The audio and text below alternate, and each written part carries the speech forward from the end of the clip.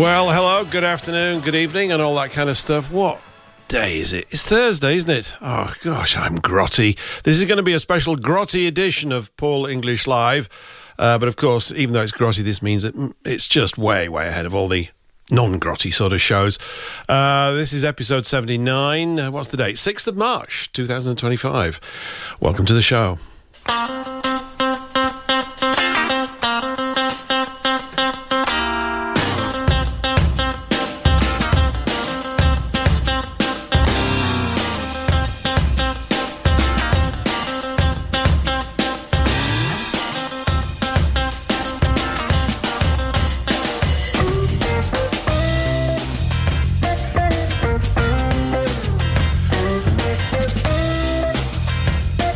And although we're not going to be focusing on it exclusively this evening, I'm hoping that a little goodly chunk of the show we're going to talk about the Crusades. You remember those? I don't.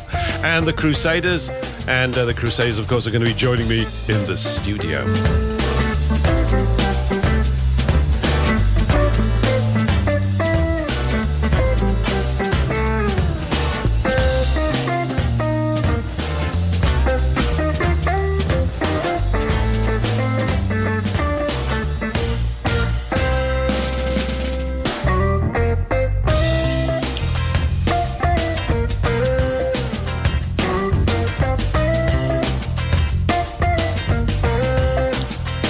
I do like a good mute button, don't you? Mutus and all that kind of stuff. I'm sorry for sounding so grotty. I was grotty actually a couple of months ago. I got grotty from about December the 20th through to mid-January. That was my first grotty period, a bit like a postmodernist period for a painter. And, of course, then everything was just marvellous. But around about a week back, just over a week ago, I picked up something or other. And I've just been having a lot of fun, really. Showed up on Ria Bow's show this Sunday. Quite grotty then. Still a bit grotty. It's taking quite a bit of time to shake off. So I know these sorts of things possibly don't irritate you, but they bloody well irritate me when they're going on. And I can't believe I've had two. It's a bit like that proverbial bus situation. I hadn't had any for about 5 years. Now they're rolling up all the time. So something strange going on. I'm going to blame the fog.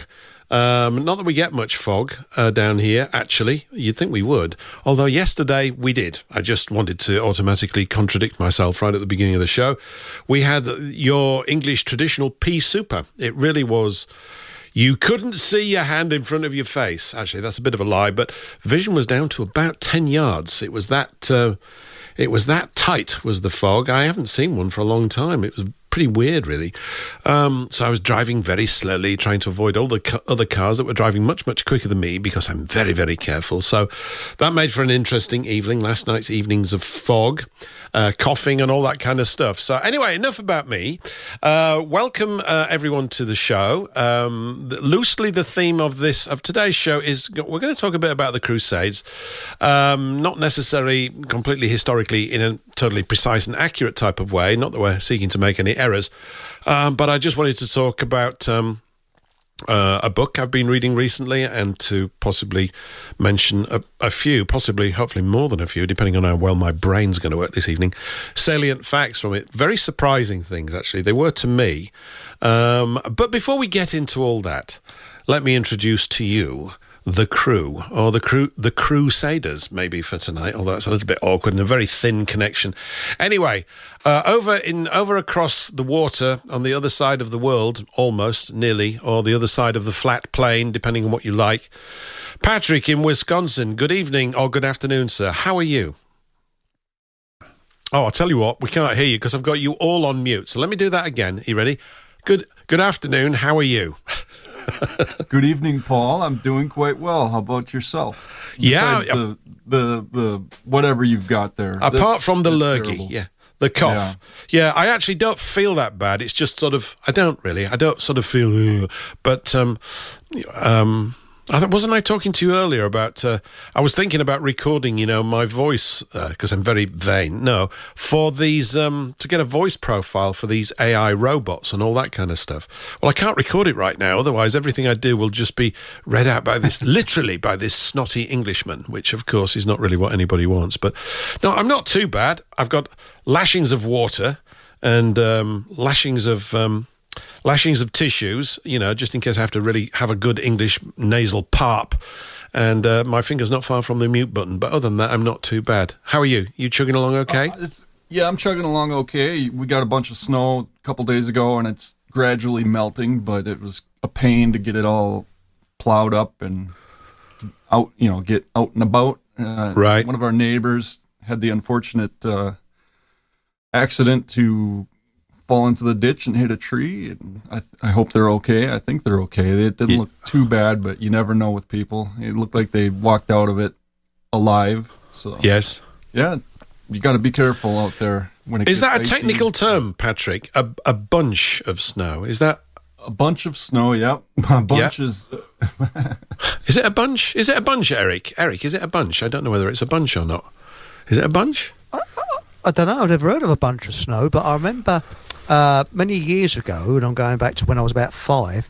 My parents went into a supermarket that was a Canadian supermarket that sold Canadian goods. Didn't last very long in this country, and they picked up a sauce bottle, and the instructions said, "Put a dollop of sauce on your meal," and they thought that was very amusing. Put a dollop of sauce on your meal. Yeah, we know what a dollop is, don't we? We know what a dollop is. Yeah, we like dollops. A dollop of clotted cream. Yeah. Of it, I thought it may be an Americanism. I always remember isn't there a clip in sort of one of these Monty Python documentaries? Because what's his name? Terry Gilliam was the American. They always used to refer to him and be very sort of patronising, but in a very sort of endearing and funny way. He's from around here. He's a Minnesotan. Oh, this explains it. This explains it because they said they were flying over the Great Lakes, I think. All of them. Yeah.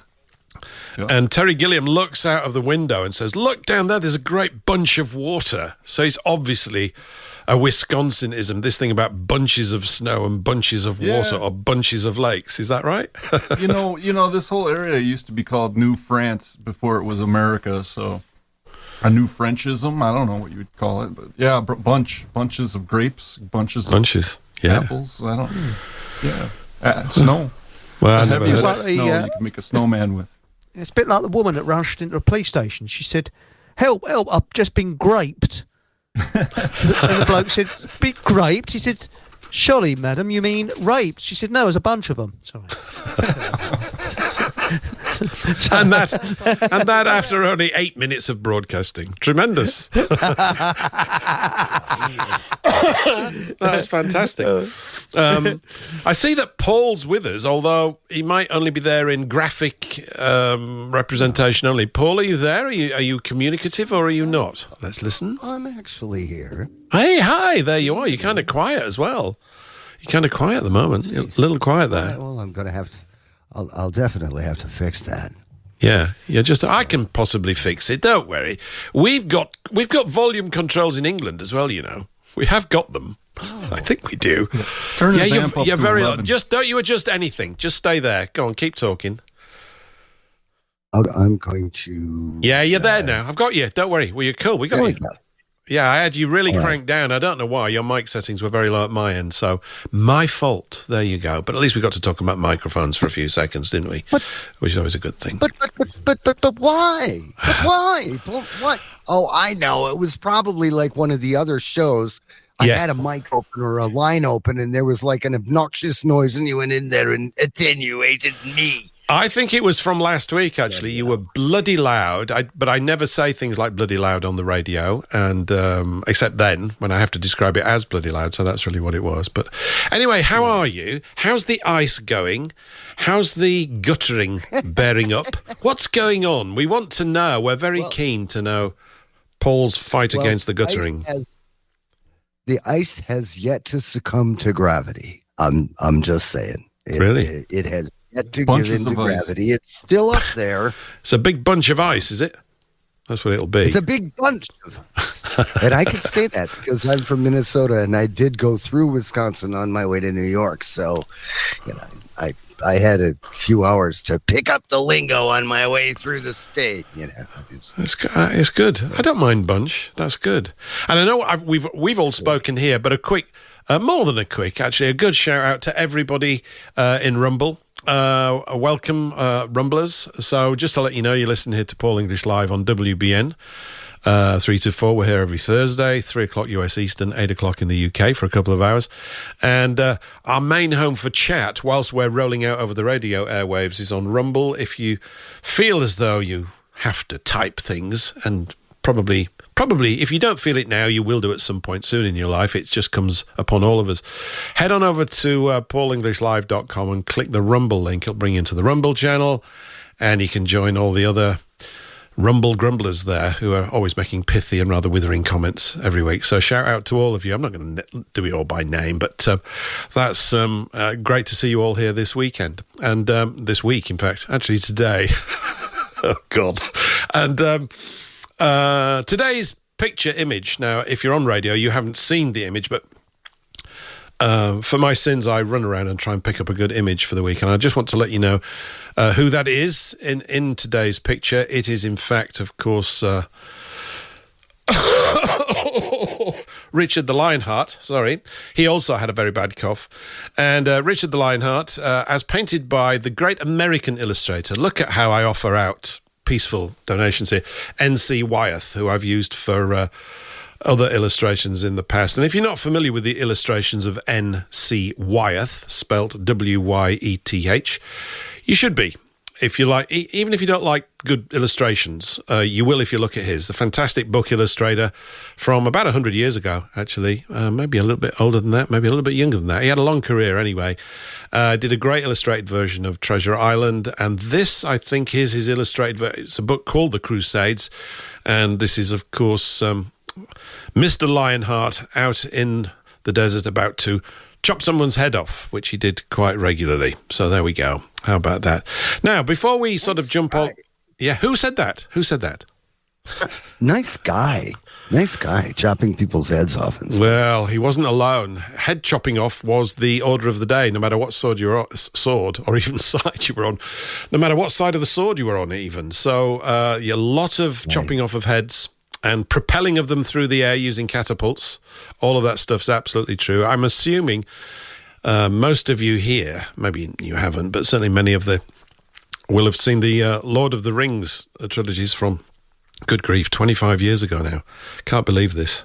And you will have probably remember that certain battle sequences where the city, is it Minas Tirith? I'm not a nerd with all this stuff. I can just remember a few things, right? Is under siege, and heads are being fired into the inner city. Heads chopped off of their soldiers who obviously have lost their lives and are in the process of losing their heads as well. So this is that's based on historical precedent. Certainly the Crusaders and the Saracens, or the Moors, or the Muslims, however you want to refer to them, they all indulged in a bit of head throwing. So probably the origins of the shot put. I don't know, but they were grisly times anyway. But before I even sort of shoot onto that, just as an open question to all of you, don't really mind, do you know anything much at all about the Crusades? It's not a trick question at all. I'm just trying to find out. What? Well, Robin Hood. Yeah, most people know about Robin Hood. So they do. Yeah, that time period. Yeah, is what we're talking about. You got any knowledge of it, Eric?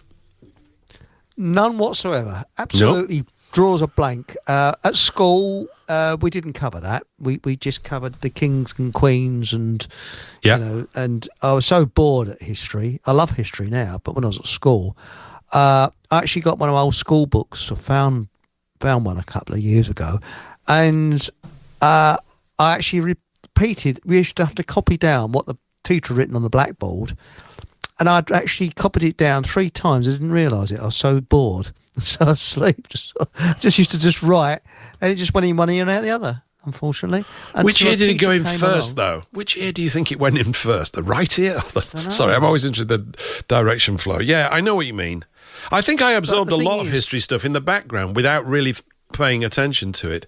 I always remember having a book about, I think it was the English Civil War, or it was about Charles I and all that kind of stuff, And I opened them, they were illustrated with illustrations from the day, and there was a picture of someone pointing an accusating finger at somebody else. And it looked quite good, apart from the fact that some other schoolboy had put a speech bubble in there. And the speech bubble caused me to become very distracted because what was coming out of the mouth of the man with the pointing your finger it just said, because one doesn't forget things like this, chop his balls off. And I think that history book was probably ruined. Yeah, that was my response at the back of the history lesson. Mr. Simmons was not well pleased. What are you laughing at there, boy? Yeah, sorry, sir, nothing much. No, it's fine. Absolutely nothing. Please, go on, sir. I'm fascinated. So, yeah, chop his balls off. Now, actually, testicles are going to come up a little bit later, actually, in an amazing clip that I've got for you. So bear that in mind. It's all relevant. So, you know about Robin Hood, Patrick? Which you might do, I suppose. And we know about that period, you know. I mean, the bit that I want to talk about with regards to this book, which is God's Battalions by Rodney Stark. And if you want a good book to read, everybody out there, I think I might have mentioned this last week. I've finished just about the bulk of it, and I couldn't be bothered to sort of wait another week. Because this is not meant to be a sort of precise book review. It's more like a kind of just a kind of blast through it, and I wanted to sort of mention certain points. It's a book, Eric, for you, because 10 days ago, I would say that my knowledge of this period of history or the meaning of it and all that kind of stuff was at the same level that yours is at right now, which is the very reason why I've been sort of jumping on the book and wanting to actually have a look at it and get to grips with it. And what I will say about it in its in a positive way, because I don't have enough information to be hypercritical about it, which is really rather nice, you know. Yeah, I hate it when he's sort of pernickety about things, is the author, Rodney Stark, who I did go off and try and find because I thought, oh, this is fantastic. I've got to get him on the show, right? Of course he's not alive. He actually wasn't in the Crusades. He's not that old. He died just a few years ago, actually. American author, which... and he's written quite a few books about this period and formations of church systems and things like this. Not necessarily a religious man himself, from the little bit I've been able to glean about him so far. But he says in the foreword that he's written this for the layman. And I think you can't write books better than that. I'm quite serious about this. I think books that are written for the layman are always the ones that I've tended to remember the most. They're the ones that are the easiest to get to grips with. And he does a brilliant job of laying out a lot of key facts about this event. And I'm just talking about the first one that happened under Pope Urban. Funny name that. I always thought it was odd. Urban. Pope Urban. The second, was it? Patrick would know better than me. I don't have a big popometer. Have you got a popometer, Eric? Have you got one? Well, actually, no. I did have one, but it fell off. So the wheels fell off. So, I you know. No, you've lost your popometer. Where's the popometer gone? Popometer. Bloody hell. Never been right since we popometer. The wheels fell off. You know. Well, I think Fockham Hall should get those back into production, the popometers. They'd be highly popular at Christmas, wouldn't they? I don't know. Maybe they wouldn't be. Fun for all the family. Well, actually, no. Actually, I've got what I've got for next Christmas is the Observer's Book of Venereal Diseases. That's a really good one for Christmas mealtime, isn't it? For fun for all the family, you know. Well, I'd have thought it's pretty easy to sort of observe. I don't want to observe that sort of thing. Why would I want to observe it, Eric? This is the main problem. Good Lord, Eric. Good grief, man. Spluttering here. Have I transmitted the disease? Good Lord, man. Am I transmitting coughs everywhere? And I don't know, the mental picture that it just tightened my throat. Just I can't believe you just said that. Oh, good grief. Actually, I've got a good cure for both your colds, if you both got a cold. I may have said it before, but I didn't have one before you said that. Well, I'm just going on record. It comes from America. One before you said that. After the flu thingamabob in 1918, or if you believe it or not, I don't know. But anyway, the American government put out a tender for any company that could find a cure for the flu. And Arm & Hammer won it. And they came up with an idea, because Arm & Hammer are the people that do the toothpaste and the bicarbonate of soda, where you put a very, very stingy half of a teaspoonful of water in a beaker, and then put half a teaspoonful of baking soda or bicarbonate soda in it, and drink that every 2 hours. The first signs you get a cold, and then next day every 4 hours, and then on the third day once in the morning and once in the evening, and apparently it turns your body from acid to alkaline, and a cold cannot survive in an alkaline environment. And people took it up. It's fantastic. This was in the early 20s, and then suddenly Big Pharma went and put a squash on it, and nobody heard of it. Big Pharma went apoplectic. And there's medical papers on this as well. If you want to look them up, they're actually online. There's medical papers. I did medical research into it. And it was very good. So there we are. Eric, that when I get a cold like that, I take Alka-Seltzer, and that seems to do quite well. And I suppose that's where you get the alkaline from. Hey, I like that. I like that. My grandma used to give me an Alka-Seltzer or Andrews, which is a similar sort of liver salts, as a treat on a Sunday. We were very exciting when I was young. But I loved it because the bubbles used to go up your nose. You know that? Do you remember? Do you have that? Yes. It's great. Very exciting when you're about 5. Ooh, I've got bubbles up my nose. Yes. But my uncle had the best cure. He'd always advise, he said, if you got a cold, you should go straight to bed with a hot woman. And I think he's quite a good idea, that, isn't it? Yeah. Sorry. Although you may remember a few weeks ago, I played those clips of all those British types telling you their wonderfully wacky and very interesting cures for a cold. I have, of course, had a sock. Socks. Yeah, I've got an old sock around my neck, secured in place with a clothes peg. I don't know what good it's doing, but it's keeping everybody away from me. I can tell you that. So I've got quite a bit of peace and quiet. It's not too bad. Yeah. That's very similar to the whole thing, like garlic necklace. It keeps vampires and everybody else, away. But Patrick, question for you. You remember in the 70s, 80s, I don't know how old you are, but in the 70s and the 80s, the Alka-Seltzer came out with an Alka-Seltzer plus cold and flu. Yeah. And you could drop a couple of those tablets in a glass of water and drink it down, and it would literally eliminate your cold much, much sooner than one would normally expect. You know what? I have not seen that in forever. I think, they still have it. I've used it back when I was sick a few months ago. Obviously, I'm not looking in the right place, but that just struck me. With Eric's thing about the Alka-Seltzer and the baking soda and all that. And then you learn something new every their day. slogan was "Plop plop fizz fizz." Oh, what a relief! What a relief it is. Oh, I like that. Let's bring back plop plop fizz fizz. Oh, that's a good one. Yeah, that's good. Yep. What were we talking about? Remember, do you remember, was it Mackerson? No, was it what was that drink, Paul? Looks good, tastes good, by golly, it does you good. It was Mackerson. It was a stout. It was the stout competitor to Guinness, wasn't it? That's right. And what happened is every night this fellow would come on the television and say, looks good, tastes good, and certainly does you good. And then one evening, he said, looks good, tastes good, looks straight into the screen and says, yeah, that's right. Because he knew everybody would say, does you good. That was a very clever piece of advertising. Looks good, tastes good, and by golly, it does you good. Yeah. That's it, yes. Well, of course, it's prescribed for pregnant women, isn't it? Is it? Yeah, it is. Yeah, What's Guinness that? is. It's okay for if you get Guinness. Anything simply because of the iron content. I mean, I don't know how they brew it these days, but it was to do with the iron content in stout.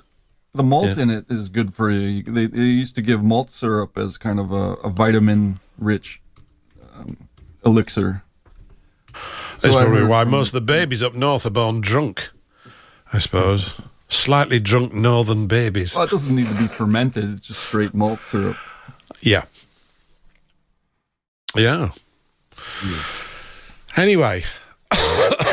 So the popes, all right? I'm trying to think of the popes, the particular ones that would have started. You said Urban, one of the Urbans. Well, let me read you this opening paragraph from the introduction to the book. It just sets the tone for a few things. He just says this. This is just to give you an idea of the dates. So this is just 30 years after the Battle of Hastings, right? Just under 1095. It says this. On November the 27th, 1095, Pope Urban II, U-R-B-A-N, of course he wasn't born that, I've forgotten, he was a Frenchman actually, he was French, or a French cleric or whatever. His name pops up somewhere on later on in the text, but we don't need to remember that right now because there's not going to be an exam.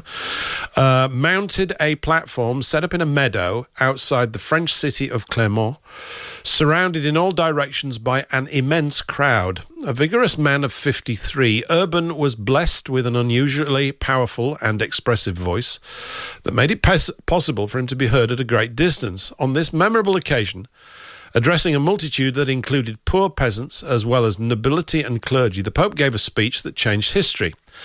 Urban had arranged the gathering in response to a letter from Alexius Comnenus, Emperor of Byzantium, who had written from his embattled capital of Constantinople, or is it Istanbul, to the Count of Flanders, requesting that he and his fellow Christians send forces to help the Byzantines repel the Seljuk Turks, recent converts to Islam who had invaded the Middle East, captured Jerusalem, and driven to within 100 miles of Constantinople. In his letter, the emperor detailed gruesome tortures of Christian pilgrims to the Holy Land and vile desecrations of churches, altars, and baptismal fonts. Should Constantinople fall to the Turks, not only would thousands more Christians be murdered, tortured, and raped, but also the most holy relics of the Saviour, gathered over the centuries, would be lost. Therefore, in the name of God, we implore you to bring this city all the faithful soldiers of Christ. In your coming, you will find your reward in heaven, and if you do not come, God will condemn you. So pretty clear. And that's how the book starts. And this speech was colossally successful, and he goes on to explain why it was colossally successful, and a lot of the background as to why they couldn't, for example, raise a crusade, I think, round about 850 AD, because there was just as much reason to do it then. The dates being that Muhammad, having arrived in the world, I think, early 600s, within the next 180 years, by the late 780s, they had taken over vast swathes of formerly Christian town, cities and coastline all around the Mediterranean and murdered a considerable number of Christian people along the way. Time. Charlemagne, yeah. And there's an immense battle, the Battle of Tours, which took place, I think, about 740 AD. This is the one in which Charles Martel basically defeated a colossal Islamic army, pretty big. Now, by colossal, I think it was colossal by their times, but it's still pretty big. It's something like 25 to 30,000. The Battle of Tours, nobody knows exactly where it is, but it was 150 miles south of Paris. That's how far they got in. 150 miles south of Paris. Yeah. And one of the comments was that had he not won that battle, right now we wouldn't be speaking English. We probably would be speaking Arabic or something else. And America would have not been called America, would have been called the United States of Arabia or something like that. I don't know what it would have been called. Yeah, highly likely. And so these are pivotal events, which of course we do take for granted because you're just born into the world that you're born into and you find out how it works later on, don't you? But yeah, that's how the book starts. And it's full of spectacular facts and details. For example, let me give you one. A thing that really struck me. One of the reasons why the previous ones hadn't been successful, the previous sort of appeals to the knightly class to get on their horses and go down there, was that there was never really any promise of booty, and they needed it.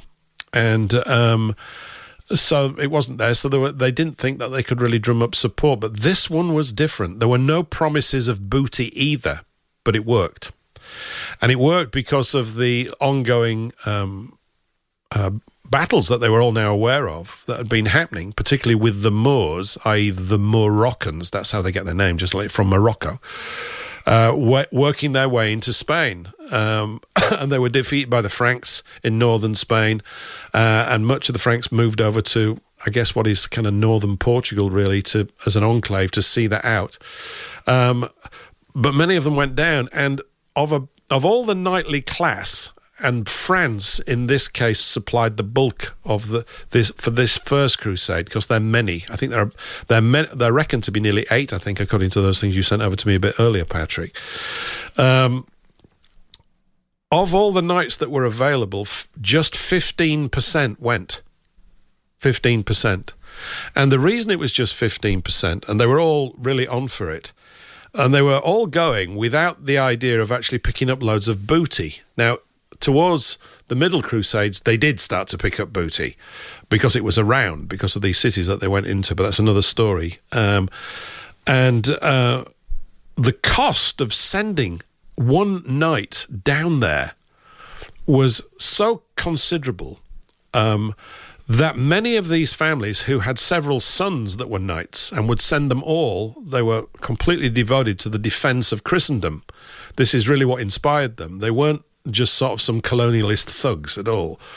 The cost was through the roof. So one of the things, there's a very interesting bit where he's going through the economics of it all, about what you would need.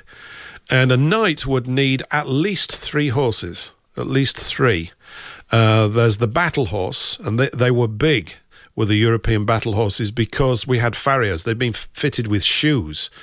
And not that the shoes made the horses big, but it made the horses much more formidable in terms of the sort of ground that they could fight on and do on and all this kind of stuff. And they were bigger than the Arabian horses that they were about to encounter.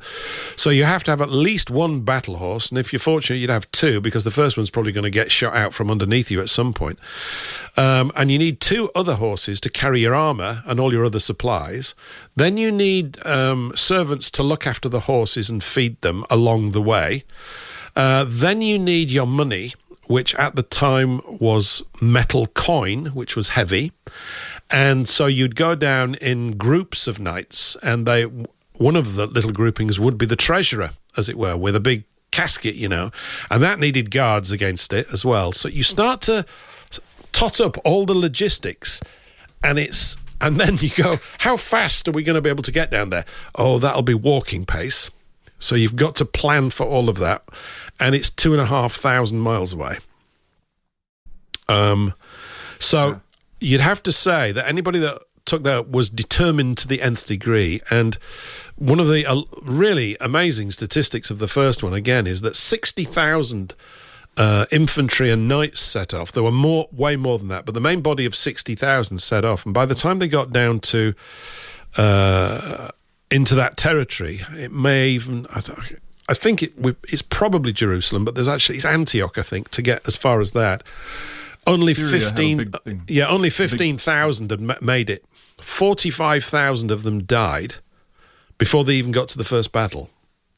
I mean, that's serious. And why did they die? Well, they died from disease along the way. Some died from starvation.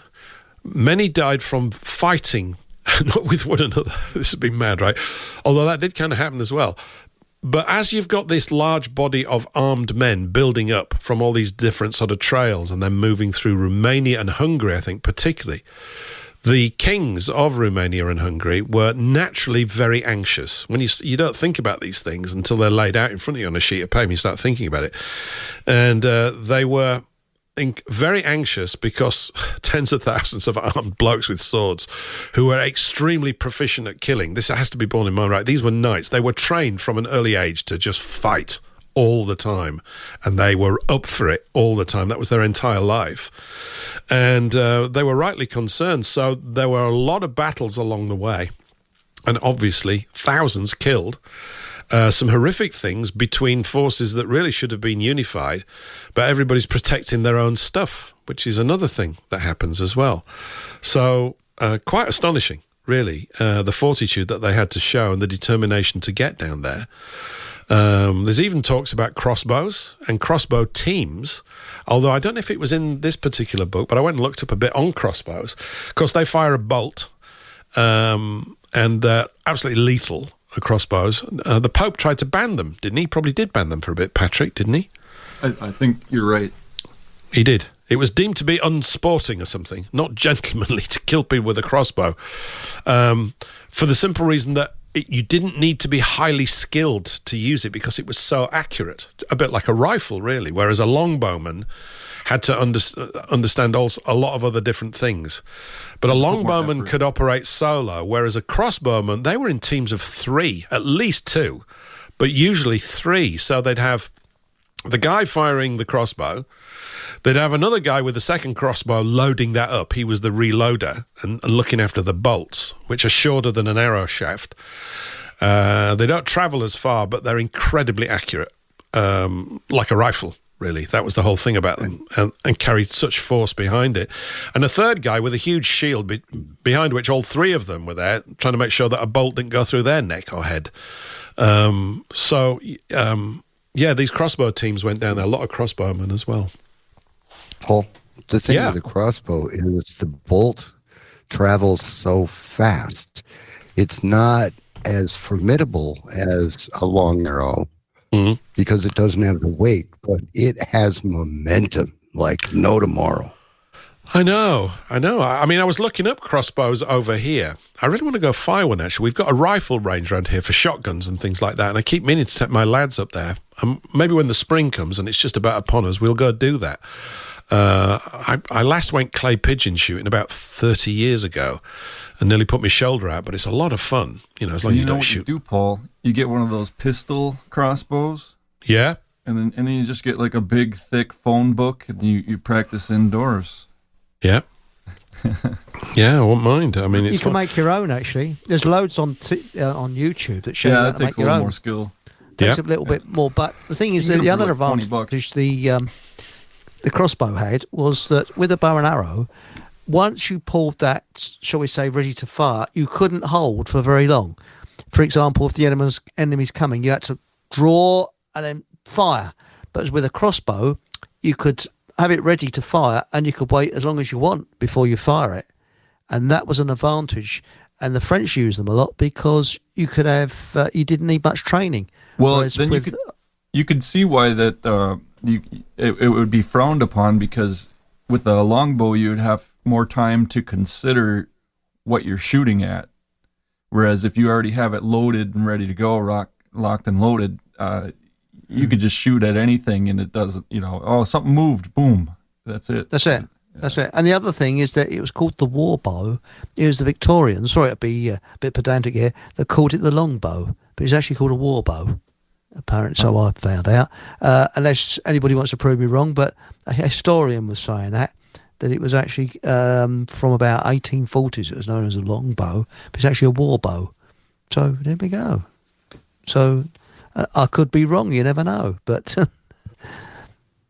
so either way, it was crossbows also have more force because to cock the bow, you can use both arms.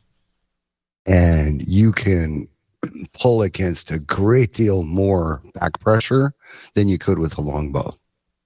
A compound bow, now that would be a different story, because compound bows are easier anyway. Certainly not available in those days. What about the modern ones? That they actually you just cock a bit like a rifle. You can fire about 5 off. You have semi-automatic long crossbows now, and you should go fire, bang, bang, bang. Do about half a dozen shots within about 30 seconds.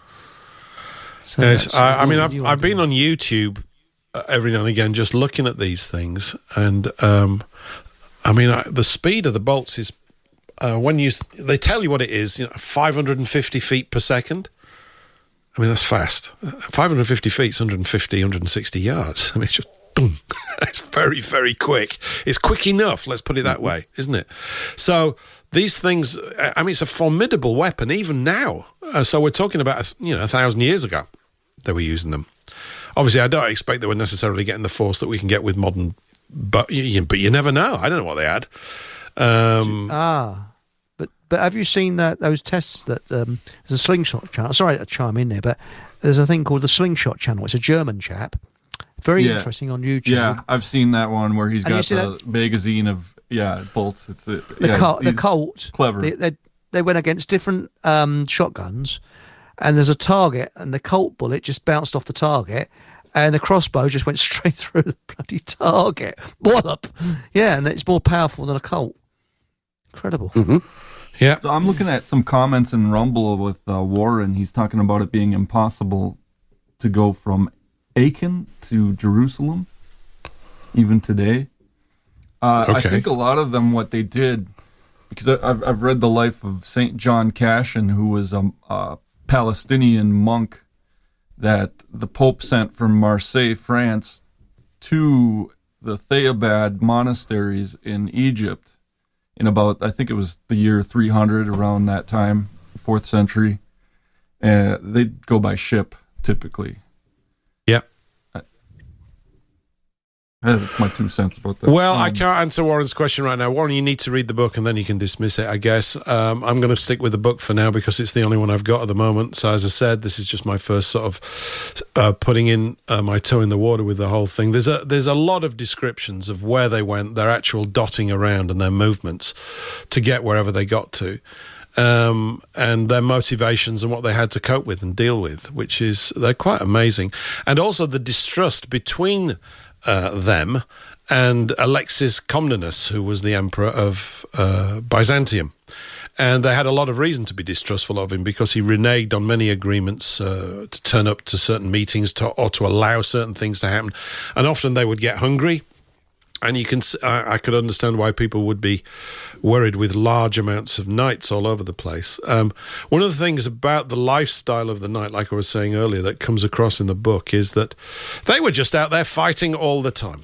They were just out there fighting a lot. There's this little bit here, right in the early part of the book, where he says, at this point, Pope Urban raised a second issue to which he and his illustrious predecessor Gregory VII had devoted years of effort, the chronic warfare of medieval times. The popes had been attempting to achieve a truce of God among the feudal nobility, many of whom seemed inclined to make war even on their friends, just for the sake of a good fight.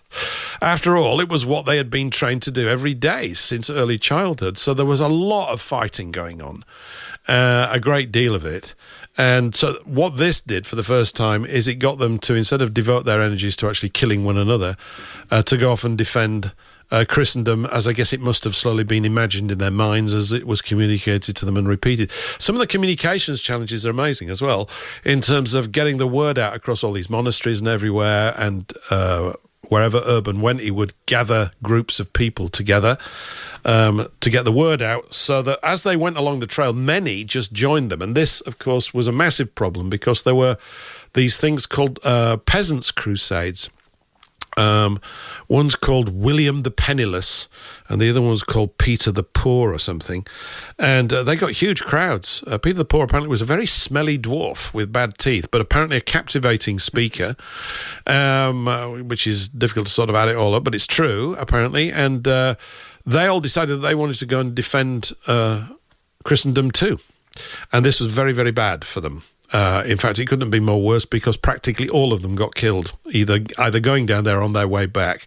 They were easy prey for all sorts of other armed groups and got picked off in regular raids by Saracens, Moors, Muslims, however you want to label them, as part of their journey. And this is detailed. I'm not going to go through all this, but it's detailed considerably as they go from one city to another and getting the word out and having to make this agreement about food. And if you don't give us this food, we're going to have a battle right now. And these will be with people that should have really been on their own side.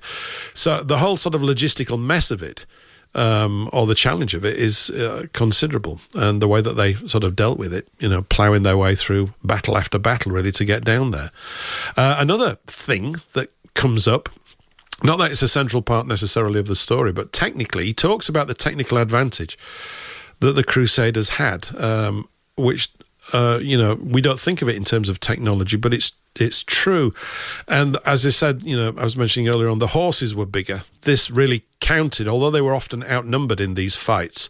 One of the things he mentions, of course, is that the scale of the armies mentioned throughout the historical records on both sides, he said, are ludicrously exaggerated. I mean, they're absolutely colossal.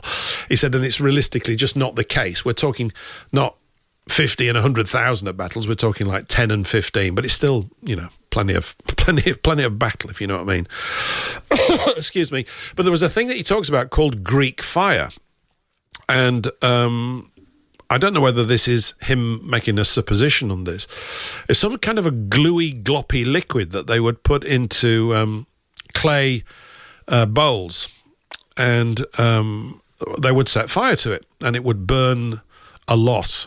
I guess the modern equivalent would be napalm, yeah, but it was glue, like a big gluey thing, which is what napalm, isn't it? And they would fire these at the Corsair boats using catapults up to a distance of, I think he says, about 500 yards, which is considerable. So I guess these are sort of deck-mounted, maybe they're trebuchets or whatever, I don't know. And once they hit the other boat, that was it. They would go up in flames. So that was a massive advantage, and they'd use those not from boat to boat, but really in terms of defending these coastal castles and towns.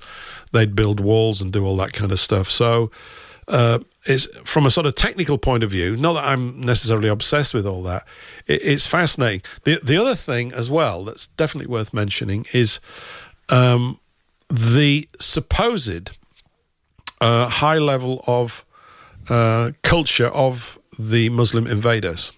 This is not to denigrate it totally, and in fact, someone could probably, talk in great detail about the things that they did do. But the point he makes is that they had taken over so many areas that were Greek Christian and Byzantine Christian that they'd absorbed these people into the whole of their, let's call it culture, their effort. These people basically had a choice. You either work with us and we will let you do a few things, or we'll chop your head off. And many of them, of course, Spain particularly. And so, for example, all the boats that they had, all the galleys, if that was the correct term, the galleys that they had, and there's one battle where they had 1,000, they didn't build any of them because they're not boat building people. If you look at the logistics of it, they didn't build any of the boats. They were all built by Italian and Byzantine shipwrights that they'd acquired by going through all these islands, and they took over a lot of islands. I think they took over Sicily and a couple of others as well. All of this stuff just kept going on and on and on, all around the Mediterranean. And they acquired these people, brought them into their camp.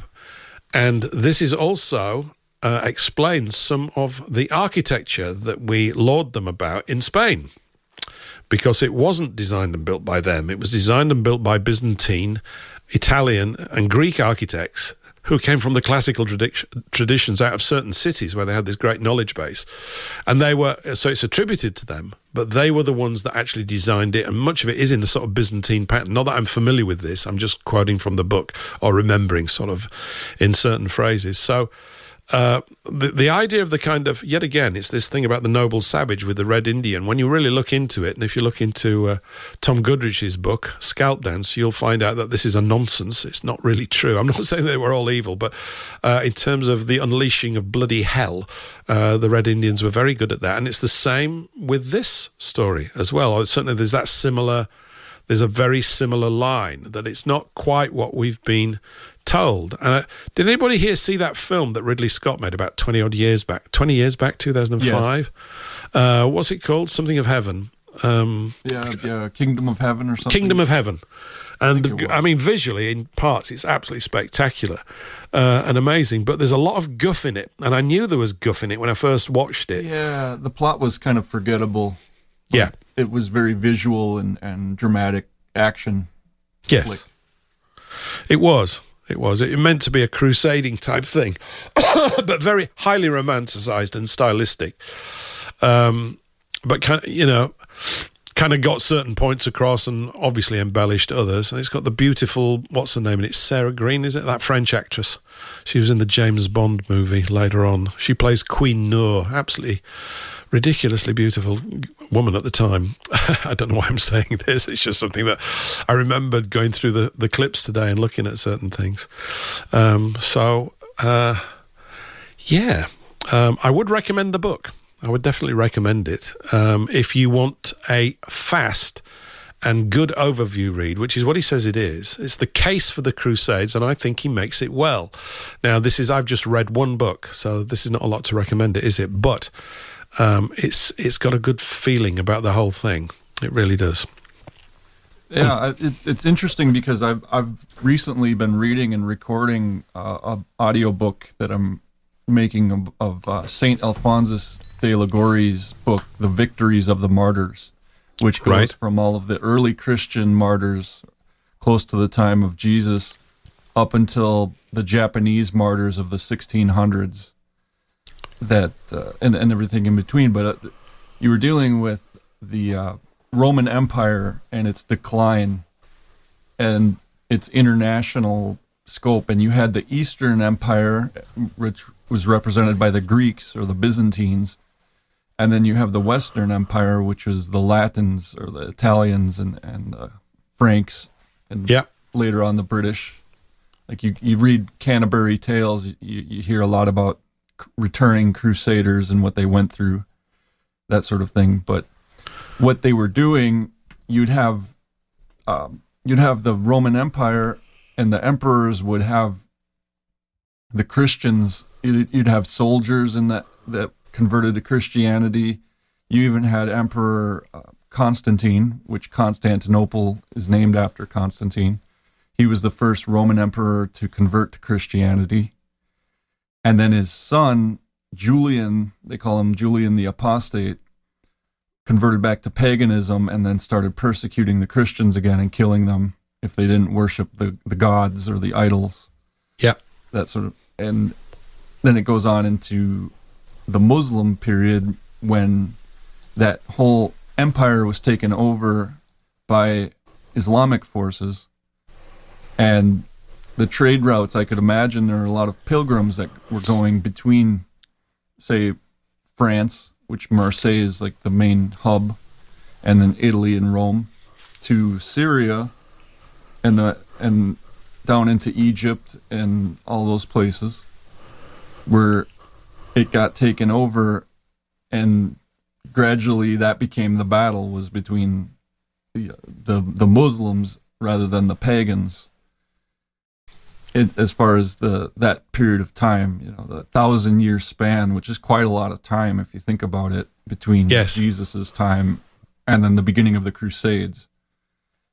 And then that just kind of kicks off into, from there till, later on, there was the Battle of Lepanto in the 1400s, which was basically, if you read about the Battle of Lepanto, it's fascinating because you talk about the ships and all that kind of thing, how they looted Roman ships and then used them and repurposed them.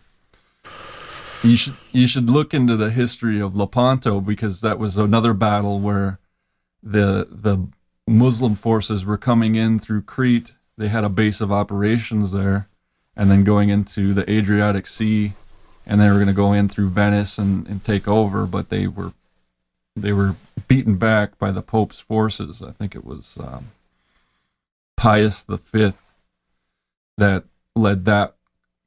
And you could call these things crusades, but there were really only like 8, before I sent you that, 8 crusades up until like 1270, from like 1020 to 1270.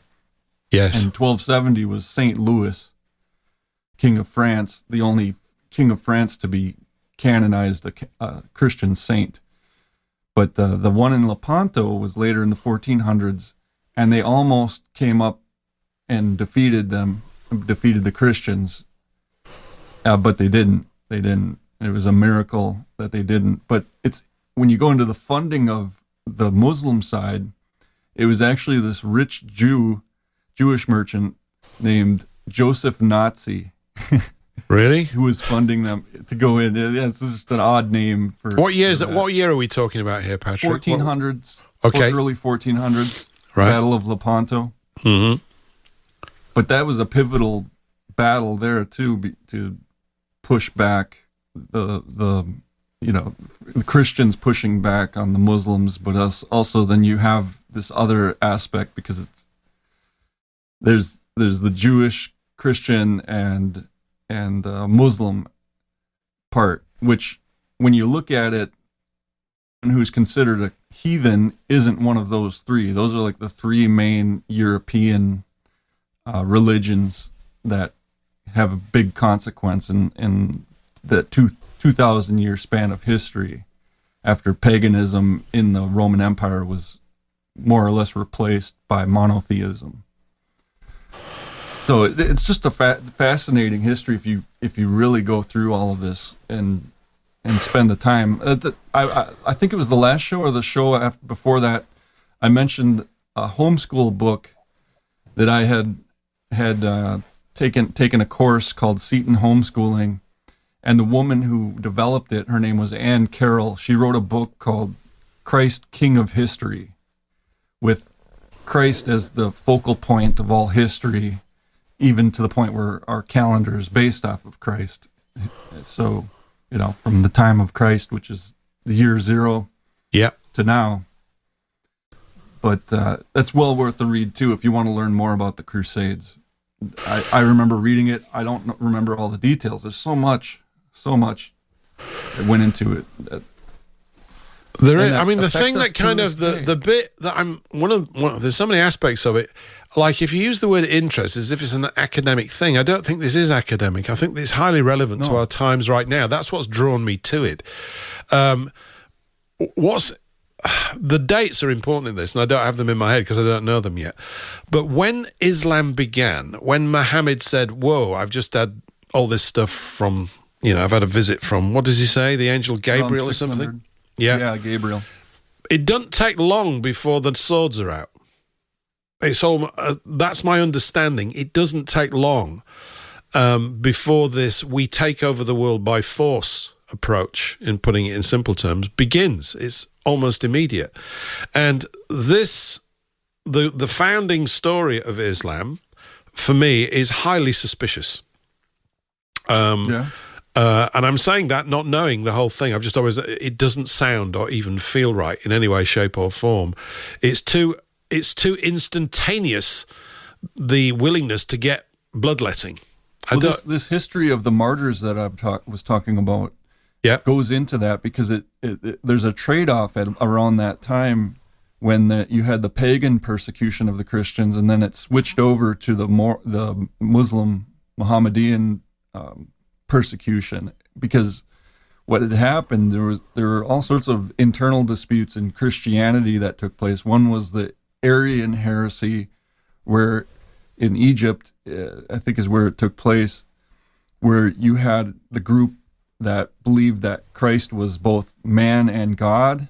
Right. And then you had Arian who believed that he was just a man. So, and that's more of the Muslim type ideology. It ended up developing. He was pre-Muhammad, and that whole thing developed into that. And the rebellion against the Romans was part of that too, because the Romans were coming in and having people sacrifice to the gods, and if they didn't do it, they would kill them and persecute them. And there were Christians that said, well, we should go and we should kill them. I mean, heretics, so to speak, like the eye for an eye type of justice. And that they split off. Like Arianism was one of them that split off. And then it developed into a rebellion reaction to that, and a warring faction that the Mohammedans took over and thrived, especially in the old Roman Empire that goes in through northern Africa and up into Spain, and then even into what we call Western Asia, Turkey. But it's fascinating because it tells you a lot about what's happening in our present day, because obviously Europe has a lot more Muslims than it did even 50 years ago. So exactly, and of course it's politically an almost verboten, using the word, topic. Because you're talking about Muslims, Jews, and Christians, and then anytime you start naming people based on their religion, the people get sensitive to it, and there's that whole history there that if you know about it, you can talk about it, but if you don't know about it, then it becomes like then violence happens because people get offended, but they don't know why they're offended. And then that leads to more violence, and it's not good. Yeah. Well, we have. Don't even know why. It's true. They're offended, and they don't know why. You ask them, "Why are you offended?" They say, "I don't know, but I am." Yep. There's definitely that. And we've had a thing here recently in contemporary communication with the last sort of 24, 48 hours about two-tier judgments over here for people that are from so-called minorities. I mean, I'm beginning to think that the English, of course, are the designated minority of today or tomorrow on the way. You've got, right now, you've got Crusader Kier going to Ukraine and getting your boys all riled up, ready to go and join the crusade to go and fight evil Putin. That's it just doesn't stand up, though. You're right, but it just doesn't stand up. It's a completely It's so idiotic. You can't believe that they're even willing to keep on saying these things. And there are so many voices, even in the mainstream media, that are aware of this. I mean, there are many dorks, of course, that just go along with it. Putin's really bad.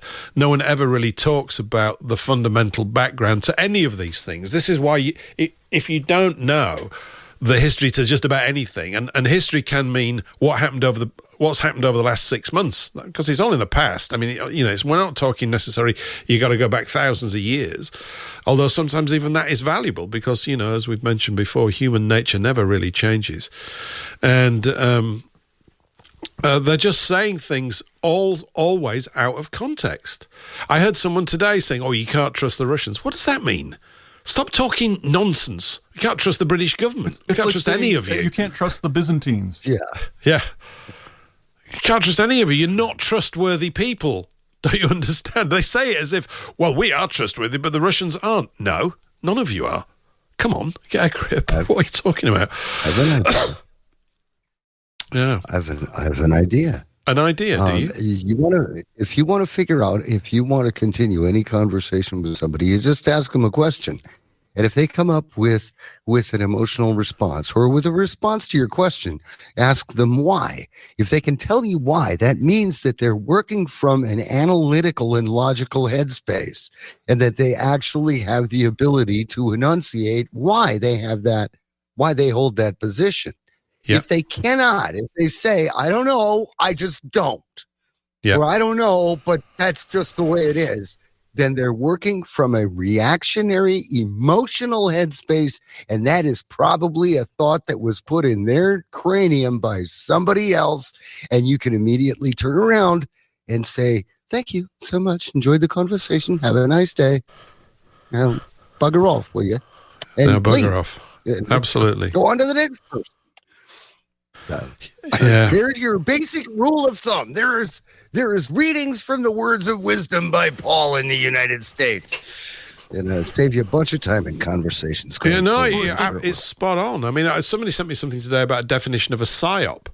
And it's basically, the basic thing of a psyop is when you're not allowed to respond. Yeah, it's a breakdown of communication between two subjugated groups. Yeah. So when they say you can't talk about that, a psyop's in play. What are you on about? Free speech involves free inquiry. They go hand in hand. They're inextricably linked. It includes free questioning, i.e. you have freedom of mind to actually ask questions. And when someone says you can't, the fix is in. And I know it's stating the bleeding obvious, but we need to remember this kind of stuff. And they're doing it now, or they're trying to do it now. But I just think this current crop of people that are communicating are so pathetic. I mean, I can't believe that anybody believe anything that they say. And yet you find that supposedly, because the mainstream media want to paint and create this sense of agreement, that they do. Oh, yeah, those tricky Russians. What are you talking about? Yeah, they're all tricky all the time. Well, of course they bloody are. So did anybody see... I know we've kind of moved away from it. I might hop back to the Crusades every now and again. But... have you seen that? Oh, gosh. Everybody's name's jumping out of my head. I'm going to put it down to this coal. I can't seem to recall names at the moment. I've gone all sort of foggy. You need some Ricola. Ricola? Do I? You get that? Yes. You have that over there? By the way, if you check the private chat, there is a link to a song that was put in there by Patrick. Yeah. I grabbed it, recoded it, and then dropped it in Telegram. So the link to that song has a new meaning nowadays with Elon Musk. It used to mean about XER, which is the big border blaster down in Mexico. All right. That's a whole story with what was his name? Romulus Brinkley. John Brinkley. He was one of the first Jeffrey Sachs. Sorry, I just had to say the name while it jumped into my head. Sorry. Anyway. No, that's okay. That's okay. I'm sorry. I did it the other day. I was trying to think of... Oh, that was it. Yesterday, I was doing a thing with Karen. Shout out to Karen on Wise Women Weekly. We were talking about the Holocaust, very guardedly. And I couldn't remember Fred Leuchter's name at all until the word report came into my... I said, he did a report. And I suddenly got it. Leuchter report. Okay. So, yeah, I definitely think I'm getting frilly around the edges in terms of name recall. I can see their faces all the time in my head. But unfortunately, their faces didn't come with their name tattooed on the forehead, so I can't read it. It's very difficult in my image systems. But, yeah, just going back to Jeffrey Sachs, because there's been a lot of fun in... the political panto world recently. It's just been mad. Sachs was in Europe, I think it was, where are we now, Thursday? Was it the beginning of last week? I think it was. If anybody's familiar with it, you'll know what I'm talking about. 26 minutes long. He's in Europe and he's talking to an agglomeration of, I suspect, European reporters and some bods of some sort. It's one of the most... valuable communications around this entire Russia-Ukraine debacle, because he gives everybody the history lesson that they don't want to remember or recall. And the essence of the whole problem here is to do with the expansion of NATO up to the borders of Russia. That's it. Yeah, and how they promised not to move an inch back in the 91 or whenever it was. We will never do that. We're all settled. This is, of course, turns out retrospectively to be complete manure. Oh, yeah, well, NATO and the Americans and the Europe, they're all tricksy. Yeah, you are. That's why we don't support any of you, because you're all liars. And, of course, you got that Bint Newland, who then in 2014 started horsing around out there doing whatever nonsense she was up to. And, yeah, all the time the Russians are painted as evil. And I think the Russian tactic is spot on. They just stay silent. I don't know how they do it, because they've lost a lot, according to the reports that we've read, they've lost an awful lot of men having a dispute with people who are fundamentally their people. And I never see a reminder or two for not doing anything about it. Yeah, because there's never ever reminder about the slaughter of those 20,000 Russians in the Donbass region, which is what caused this to start. Hey, you're killing all my people here on the border between the two of us. That's not on. We're coming in because you're using force, so we're going to have to counteract that. Sorry, that's the way it goes, No one in their right mind would allow sections that people in a sort of, say, certain section of England, like Cornwall, I've mentioned it before, to just, if Chinese turn up, just started killing them, go, it's all right. It's not all right. It's not all right. And yet they talk as if the Russians have got absolutely nothing to complain about. And it's bizarre as well, this relationship with buying their energy, they're not buying it, then blowing up that, whatever is that Nord Stream thing or whatever, which is obviously an American thing, apparently now it's all come out. I'm not bothered who did it, whether they're Americans, Brits or whoever. Basically, they're nutters, the lot of them, and we're all supposed to buy their lies, aren't we? Over and over again. Yeah, and then last week, SOAPBOX, they blew up the Russian Black Sea port where they did most of the LNG refining and oil refinery type stuff. It's their main port for that in the Black Sea. They blew it up just before Zelensky came in to the White House. So that was just to completely break the mood, do you want a poem about a Crusader? Here we go. It's very short. It's by Ogden Nash. There you go. A Crusader's wife slipped from the garrison and had an affair with a Saracen. She was not oversexed or jealous or vexed. She just wanted to make a comparison. There you go. I quite like that. Maybe I'd need to read it again. What's that? Where's Eric? I don't know. Yeah, where's Eric? Eric, are you here? I don't know. Is he? Yeah, I'm still here. Yes, Oh, yes, yeah. I'm still here. Yes, Listen, I'm going to yes. read it Your again. kind of poem, Now then. that you've heard it once, I'm going to read it again now so you can get your logos. And it's only 5 lines and it's a limerick. A Crusader's wife slipped from the garrison and had an affair with a Saracen. She was not oversexed or jealous or vexed, but just wanted to make a comparison.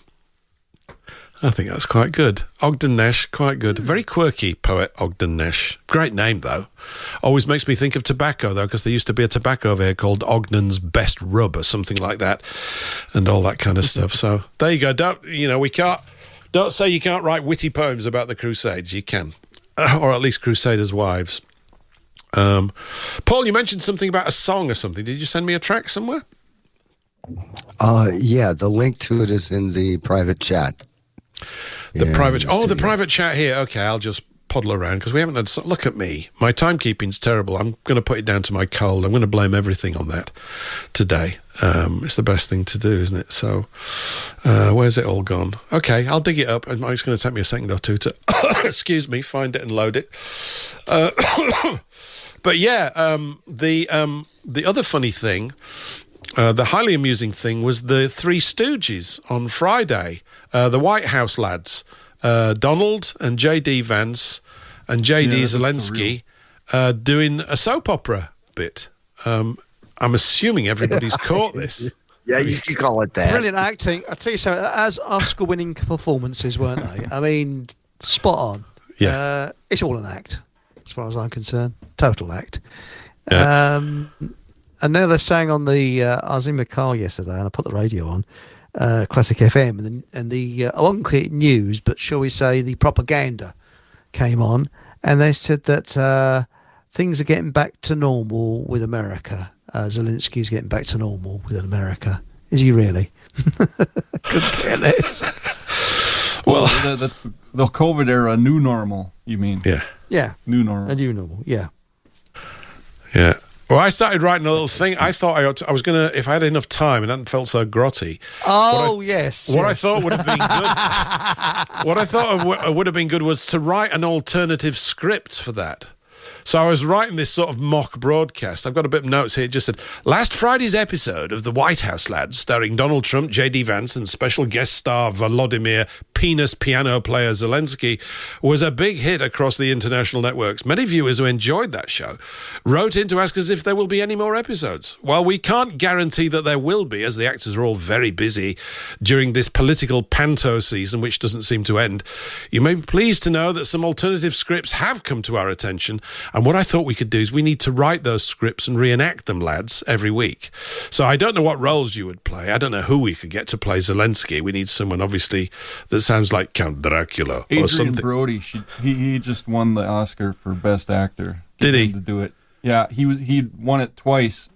Once for The Pianist, and then this new film called Be honest.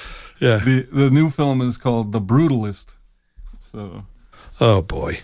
Yeah. I mean, it's just, it's it's not even unbelievable. clever sequels. It was unbelievably mad that. I've never heard any. What we were supposed to do? There's obviously some psychological abuse that we were receiving that we can't yet work out. Seriously, they wouldn't have done this by accident, would they? Someone didn't say, just leave the cameras on. I mean, it's a joke. So Well, this is what. they had the vice president there, Yeah. tag teaming with Trump. It's like Yep. a WWF match from back in the 80s with Hulk Hogan and Macho Man or something. It was. You go. You have a go. You have a go. Yeah. Listen, I'm going to play a song. It's not the one you sent, Paul, because I don't like ZZ Top. That's not true. I do, but I don't really want to play it right. It's too much for my delicate little brain. I played this some weeks ago, and then somebody asked me about it. This is by... I'm just going to play it again. I'm just in a repetition mood because we only play songs once anyway. This is Port Arthur Blues by Wade Frudgy. And then I've got a couple of little audio clips, one from a film that I want to talk about in relation to banking, and another one which is Spike Milligan, Eric. So Yes. that'll be quite fun. So we're going to go... Here we go. We'll play this song. We'll play a little station ID and all that kind of stuff. We'll be back out in about 3 or 4 minutes, something like that.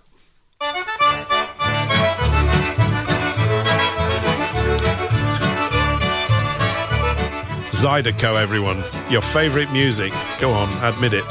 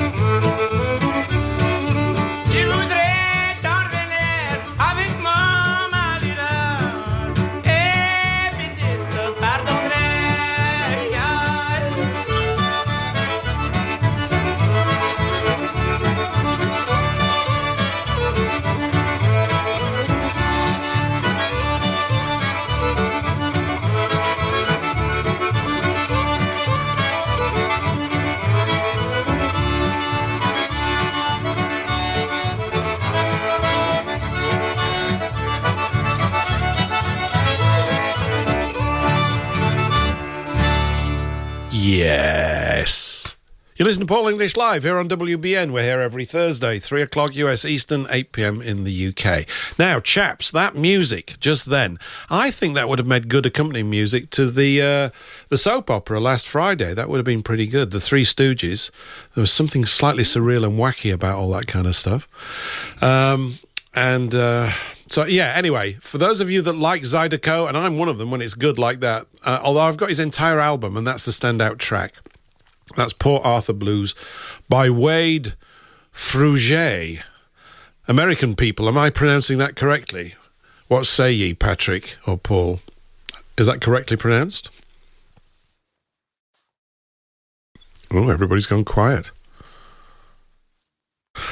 I don't seem to be able to hear you. Hang on just a minute. Maybe the studio went to sleep or something. Let's just have a look. Oh, cool. Okay. Well, there we go. Maybe, I don't know. Maybe Patrick had to go out and gather. Oh, right. Okay. Well, it's Patrick. Maybe he had to go out and gather. I think he went for firewood. Yeah, maybe he went to gather in the cheese. Anyway, Paul, Fruget, F-R-U-J-E with an accent. How do you pronounce that? How do I pronounce that, Patrick? Wade Fruget. Fruget?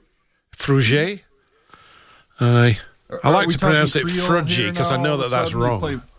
You play Zydeco, and now we're talking Creole, eh? Yeah, only momentarily. This is not the Creole show. That's next week, of course. Me and Eric are practicing like mad. Yeah, it's going to be very, very bad. Bad? Anyway, whilst I'm playing clips in an odd and zany order that have not got anything to do with one another, here's another one. This is Spike Milligan. Just a little chat with Bob Monkhouse, who is a British host from I came across this the other day, and I just liked it. And it's got nothing to do with anything that we're talking about, but it's just good life. Here we go. Here's Spike and Bob. How did you join the army? But they wrote to me.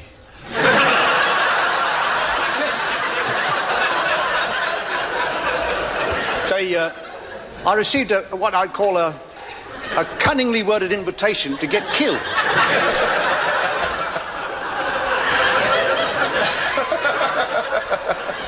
And I know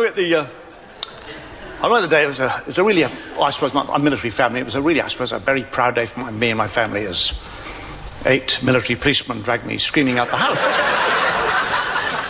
Ripped off my nun's disguise. It's a nasty habit you got there, one of them said. I went to Bexhill Station. I was greeted by a sergeant there. One of these sergeants with these very white stripes, you know. And up here, though. Oh, yes. I said good morning to him. And he was stuck for an answer. He said, never mind all them witty London sayings. He said...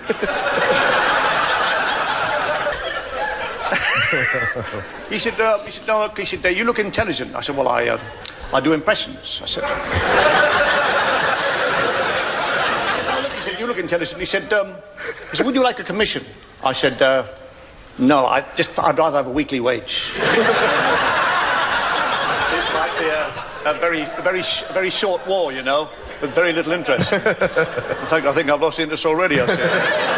And this sergeant said, silence when you speak to an officer. I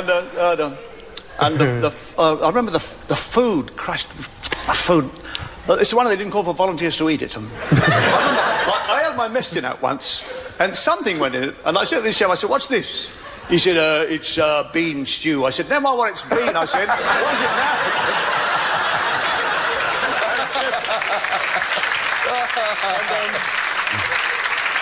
After it was all over, after being in the trenches for 5 years and shot at both sides, guess what they give you for surviving it? 50 quid. If you got killed, you got 500, you know. My mother and father kept sending me back.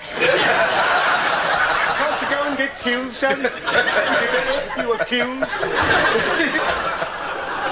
Oh, those days will be back with us if we don't watch it. If we don't watch it with these lunatics. Quite like that. That was a humorous interlude. And a humorous interlude for the show. Yeah, we got to throw these things in when you come. I don't know where to fit these things in, so I just want to play it. It's great stuff. Really good stuff. Well, wonderful. Far better than Zelensky playing the piano with his ding dong, isn't it? Really, because he gets a bit upset about that. Because I know one of the women interviewers brought that up, and he gave her a mouthful. He really did. He was very upset about it. Sorry, was he? One. Yes. Oh, Eric. Was anything rude there? No, No, of course not. I don't know what you're talking about. It's clean as a whistle. I think. That's right. Yeah. I still find it remarkable that they... Oh, gosh, we can't keep going on about this. It's just obviously bizarre. I mean, these people that actually say these things as if he really is the leader of the Ukraine, it's just... it's tragic, isn't it? This world leader, what? He's just a nonce. I mean, just look at him. He's a joke. He's like Macron and the rest of them. All of these... Well, they're all, you know, I heard a thing today. I've got an interview. Someone just sent me, and I haven't had time to watch it today. Looked really good. Never heard of the guy, some kind of an analyst of European politics, who's basically saying they're all shot to bits. So Blair, all of them, Mandelson, the whole lot, the entire sort of European superstructure of politicians are all, you know, they're all finished. And my thought is I didn't even realise they'd started. I mean, I've never taken these people seriously. I mean, it's just gloss on the mainstream media for 30 years of these buffoons who think because they've been put in this role, they're all jacked up and full of it and think that they're world leaders. And you wouldn't put them in charge of a tobacconist. I mean, would you? Not that you can have a tobacconist, but it's unlawful to have a tobacconist these days. But, I mean, there's no degree to the amount of abuse, verbal abuse, that we can give them. I mean, there's no limit to it. It could just go on for days. We'd all get bored of it. It might be funny for a while, but it's a sad state where this complete male bimbo, who was obviously a goofy sort of tart of a bloke, is poncing around, you know, looking like an idiot and speaking like an idiot and whining and then doing Three Stooges with J.D. Vance and Donald Trump, possibly his finest hour, I suppose, as an actor and all that kind of stuff. Hasn't he ever heard of a suit, though? I mean, he looks as if he's just coming from sort of cleaning out a drain. He did wear a suit for Netanyahu. Oh, yeah, that's his boss, isn't it? Oh, yes. Did he? Yes. Boss is in town, eh? Volodymyr, yeah. You better get your suit on. I mean, just, yeah. You wouldn't actually pay him time of day or anything. He just looks weak. He is weak. He's got a weak mouth, and he's just weak. It's not a brain or anything. It's just nonsense. And all of this theatre stops us getting to the point of discussing what's really going on. And that's why I say Jeffrey Sachs was an actual adult communication about it. And you realise that they don't exist in mainstream media until you actually re-engage with one, like he did. So he was thoughtful. He was informed, he was articulate, he made his case, he spoke for 25 minutes. If you haven't seen it, you need to look it up and watch it. Maybe many of you here will already know all this stuff, but I've been sending it to a few people who don't know, and I say, look, this is 25 minutes well spent. And that's not bad, is it? You're not saying, here's a 3-hour video. Sending 3-hour videos to people is completely not on. It's totally useless. We need short, sharp things, but that's... TikTok. It was, yeah, that's too short.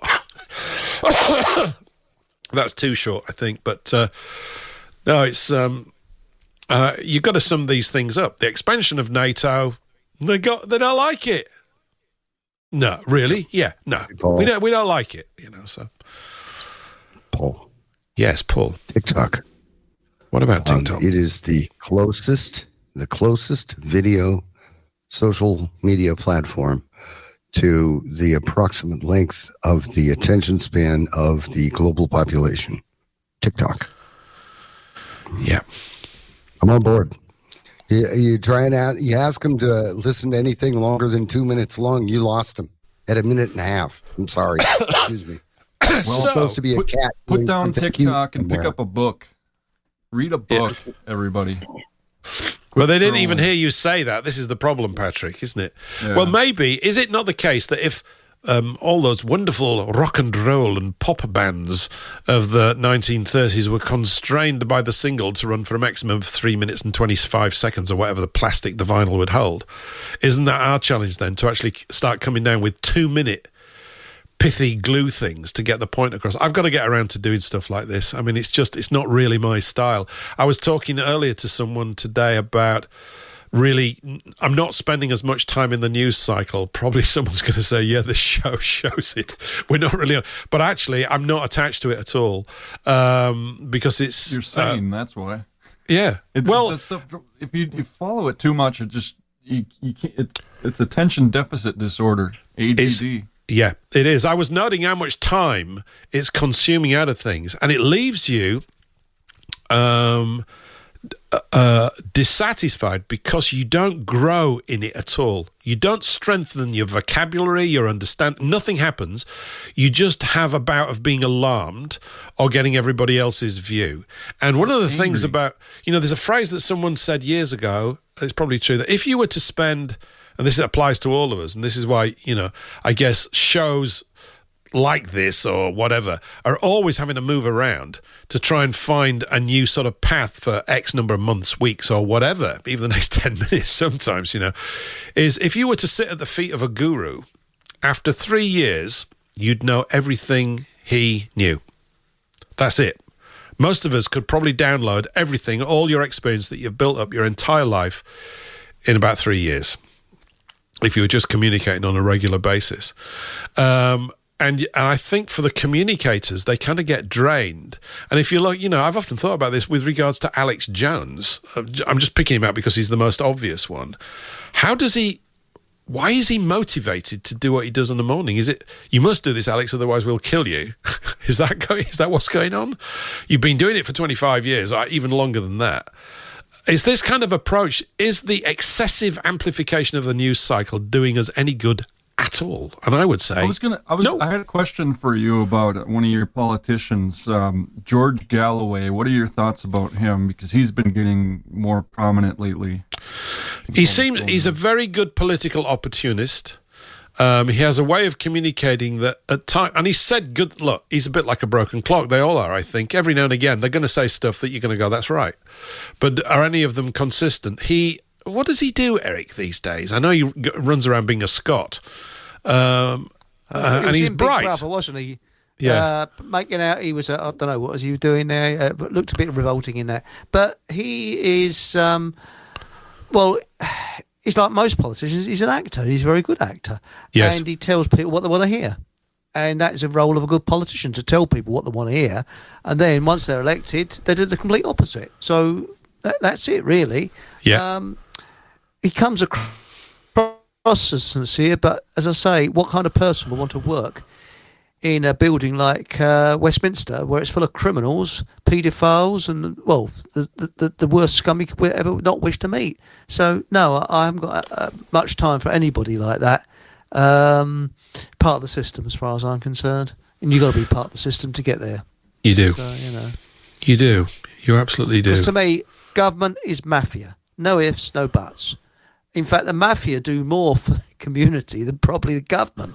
This sounds a bit weird. In South America, they have a lottery system, which is absolutely scrupulously honest, which is run by the mafia.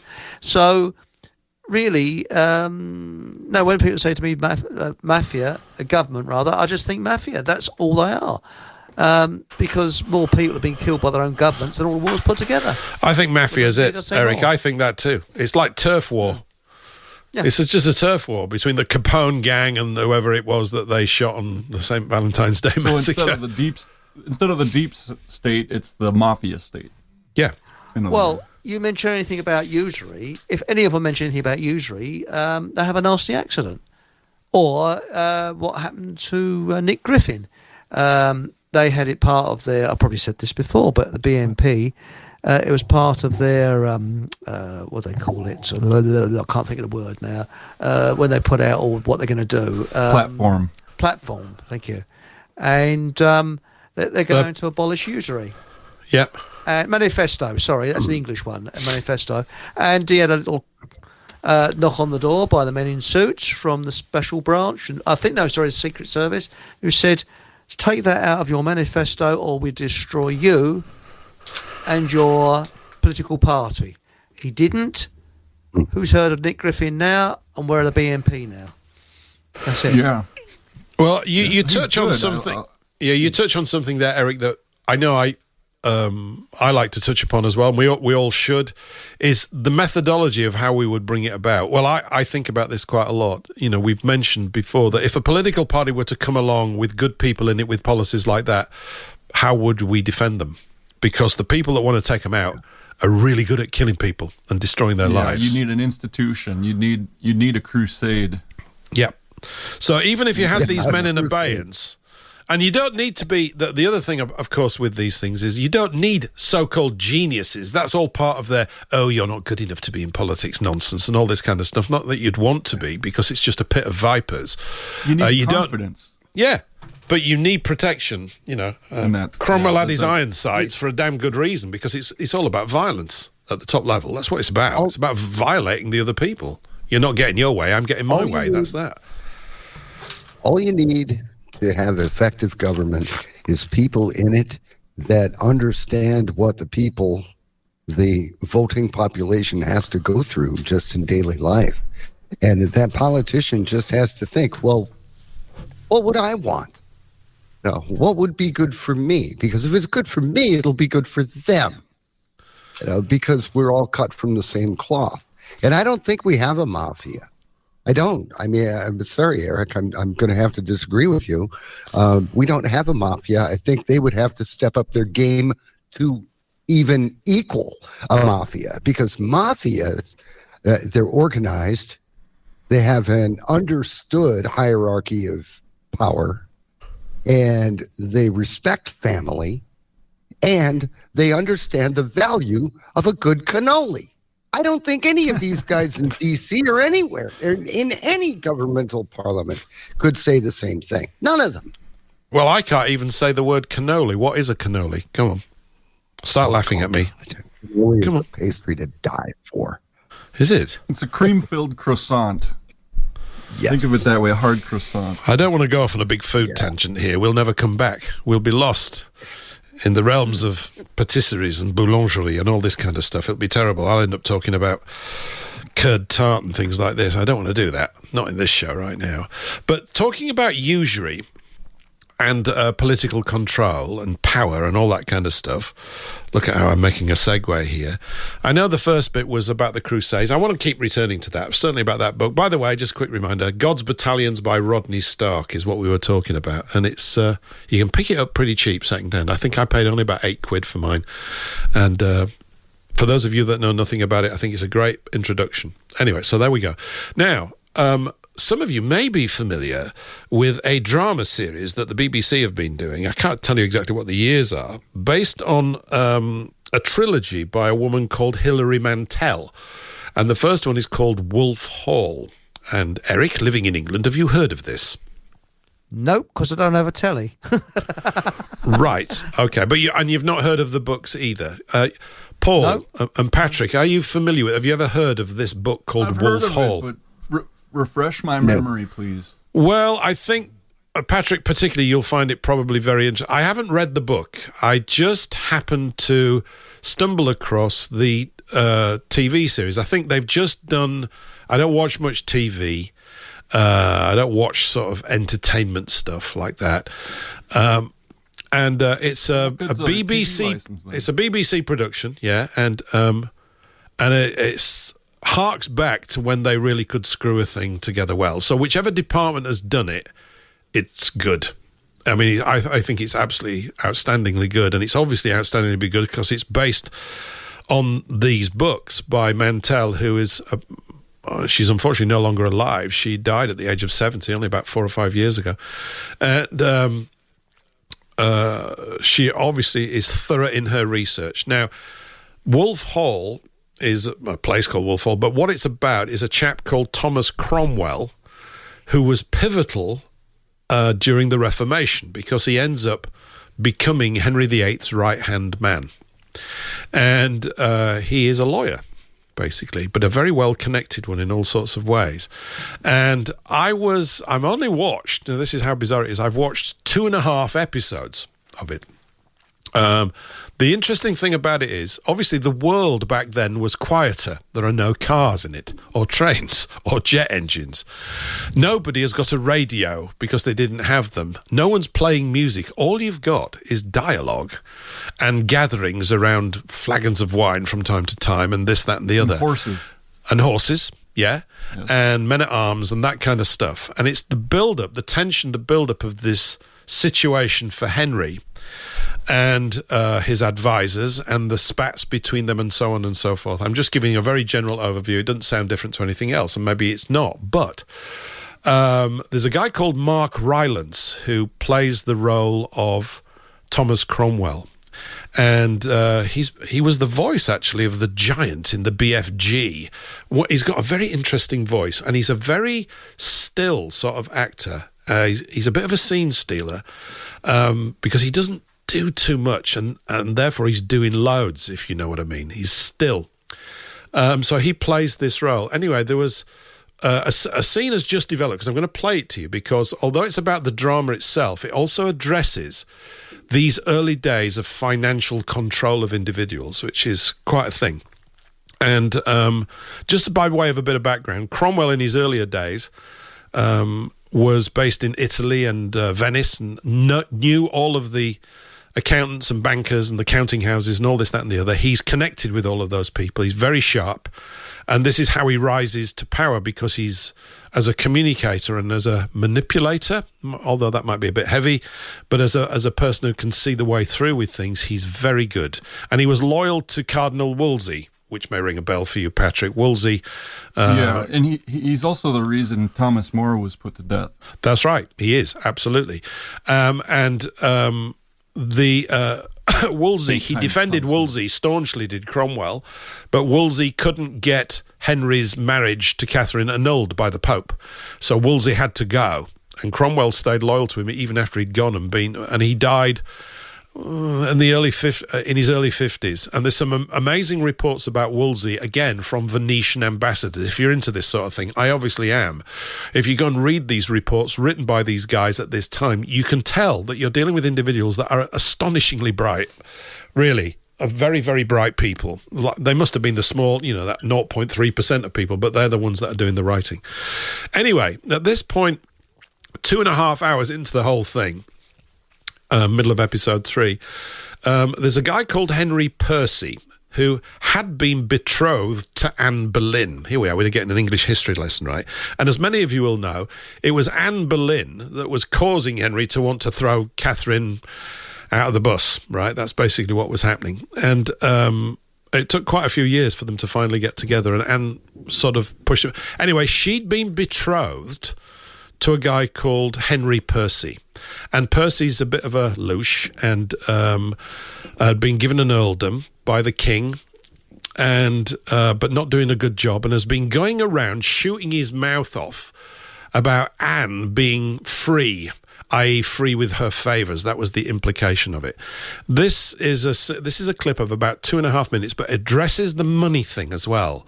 And it's also got quite an ending to it. And I just wanted to play it to you because I saw it yesterday and I showed it to one of my sons. I said, watch this. And I said, it's kind of got a bit of impact. And I said, that is a very important communication. And we're going to play it for you. There's Mark Rylance as Thomas Cromwell from this middle of this episode 3, and he's addressing a slightly drunk Henry Percy. He's about to confront him over the way he's talking about this woman he was betrothed to, Anne Boleyn, who is due to become the Queen of Henry. Just cop a lot of this. And it's not playing. Why is it not playing? Hang on. All right, there we go. I know why it's not playing. Just a minute. I had the channel on mute. What a great introduction and a cock-up. But here we go. Oh, you're wasting your time. I was pledged to Anne. She allowed me such freedom with herself as only a betrothed woman would allow. Cardinal bullied me out of saying anything last time. I'm not afraid to speak the truth now. Good. My lord, you've said what you have to say. Now, listen to me. You're a man whose money is almost spent. I'm a man who knows how you've spent it. You're a man who's borrowed all over Europe. I'm a man who knows your creditors. One word from me, and all your debts will be called in. What are they going to do? Bankers don't have armies. Neither will you without any money. My lord, you hold your earldom from the king. Your task is to secure the north to defend us against Scotland. If you cannot ensure these things, the king will take your land and your titles and give them to somebody who will do the job that you cannot do. No, he won't. He respects all ancient titles.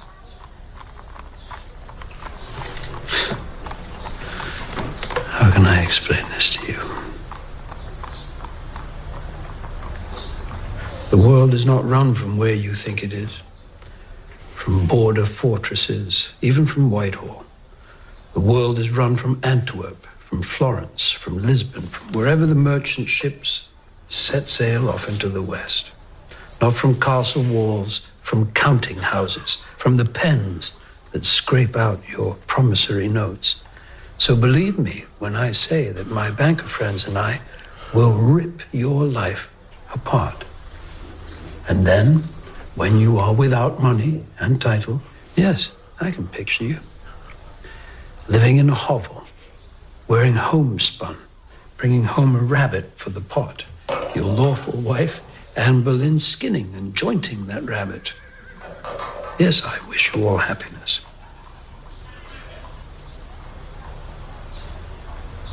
You were never pre-contracted. Any understanding you think you have, you didn't have it. And if you think Lady Anne loves you, well, you couldn't be more mistaken. I've just come from her. She hates you. She despises you. She wants you gone. So if you say one more word about Lady Anne's freedom with you, I will come and drag you out of whatever hole you're cowering in, and the Duke of Norfolk will bite your bollocks off. I do hope that's clear, my lord. Yes, it's quite clear. I don't want them bitten off. So that was Thomas speaking there? That was Thomas doing the threatening, yes. Yeah. It was. Oh. So that's how, I just thought it was extremely... That's kind of the force that's in the situation that we're up against, and it needs to be reminded. Obviously, not as well. They're not as good an actor as Mark Rylance, but it's got a lot of power purely because he's so quietly but clearly spoken with a lot of intention about these things. And I just thought these I know we've talked about it a lot, but this is obviously the part of that chain of the control of people. We know where your debts are. And me and my mates, we can rip your life to pieces. And it's that force, that sort of combined force from the international usurers that we're dealing with all the time. And which is why usury has to go. But this is how it manifests in this particular way. So I'm assuming that Henry Percy probably from that point forward kept his mouth shut and retained his bollocks, which is probably the wisest thing that he could have done. But I just wanted to sort of throw that in there. Yeah. How about that? Yeah, earlier I was talking about Joseph Nazi in the Battle of Lepanto. That was later than I thought. It's actually 1570. Yep. And it was to create a trade route between the Ottoman Empire and Venice. Right. At the time. So it has something to do with usury in that sense, because the merchant ships, like he mentioned there, those were the people that were the usurers that would come and collect their debts, the debts from the paper that they would create a loan for someone, and then basically you have your debt. The instrument of usury is debt. It's the interest paid on a loan. Yes. And that's all it is. It's nothing more or less than theft, people's hard-earned labor, and that's what we're facing right now. It's like, what are we going to do about it? That's is a good question, Paul. What are we going to do about it? What behavior pattern could we enter into is the one that we could enter into that has not been entered into before, that has not been identified, or that has been identified but wasn't fully executed properly, that would win through? And because I played that clip because that is the attitude at the heart of the beast that you face. They will kill anything that comes near it. They'll kill it. That's right. And they have the power to do it. And I know I've droned on about this before, but when I was in court 25 years ago, that was the sense I got after about half a day of being in there, even though it was something absurd in comparison to what I've just played you in terms of it was ridiculous and minute. But it was as if you were actually about to crush their testicles. That's the way no one's doing that to us. There was this sense of an extremely aggressive hostility towards anything that's going to tamper with their ultimate control mechanism, which is their private ownership of the central bank of this nation and of yours and of the whole of Europe and elsewhere where this nonsense goes on. So how do you combat it? You can't combat it, it seems, by forming a political party. I mean, if you do, you're going to have to employ a lot of violence. A lot. You're going to have to be willing to do that. And return to the moral order. Yeah. Because at the heart of it is just there with Henry VIII. It tells you that it was a moral problem that he was dealing with. Divorcing his wife and then beheading the original wife, Catherine of Aragon, which would have been a blessing to both Spain and England and the rest of Europe if it had continued on. But he was stubborn and clung to that notion that he's in charge. No one's going to be the boss of him. Yep. This Pope isn't going to tell him what to do. But and that's part of the problem. You can't get a coalition if you can't follow the moral order to begin with. Go ahead, Eric. Sorry. I'm sorry, Patrick. I didn't mean to bite him, but what I was going to say is our enemy has the best propaganda that our money can buy. And this is what we're up against. Really, really good propaganda. And that's what won World War II. Sorry, I don't think the word is won. That's how the Allies beat the Axis in World War II, because our propaganda was better than their propaganda. It's as simple as that. Far superior. And what do you do against this massive propaganda? You create 5 times the amount of propaganda. You do. We have to create more. And how could we create it? I mean, we can't create it using channels and avenues that they've set up, even though we've got Rumble and we've got these places to do it. And this is a really tiny show in comparison to some of these huge figures that are achieved. But the bigger the figures that you get in the alternative space, the more mainstream the message. It's more of, to me, it's more of that shock, fear porn news, we're all going to die type stuff. Okay, fine. So we're all going to die. Now, between now and then, anybody want to try and do something constructive? On for it, but what? That's the thing that I keep coming back to. What is it that hasn't been done or that succeeded even momentarily? And part of the problem, because it's such a seasoned field of decay that we're operating in, I think that's generally wherever you look, you find rottenness everywhere. The law's shot. You know, the other week we were talking about common law, weren't we?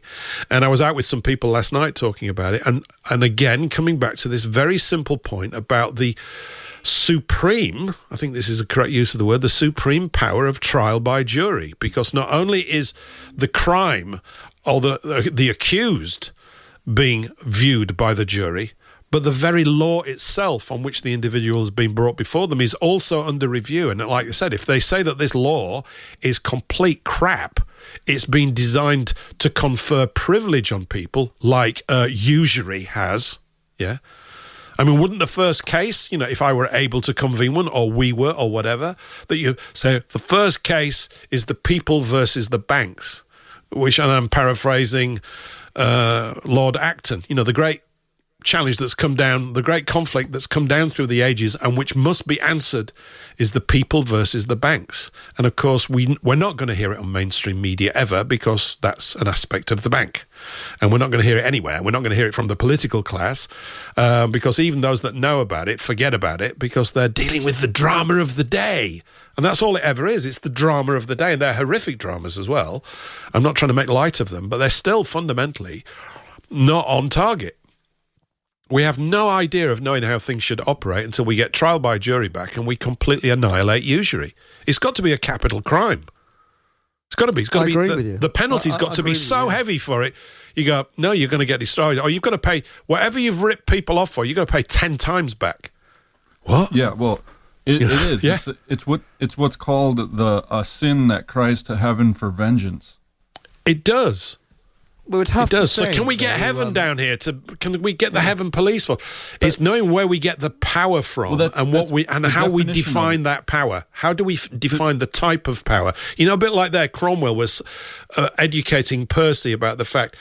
Percy's thinking, well, all the power's in armies and forts. No, it isn't. Just like we were talking about with the Crusades. You're not sending any knights down there if they ain't got enough money. I don't know if I'd mentioned, these guys sold their family farms and everything so they could send their sons down, and they disappeared for 2 years and came back with nothing, and they lost everything they got, but they wanted to do it.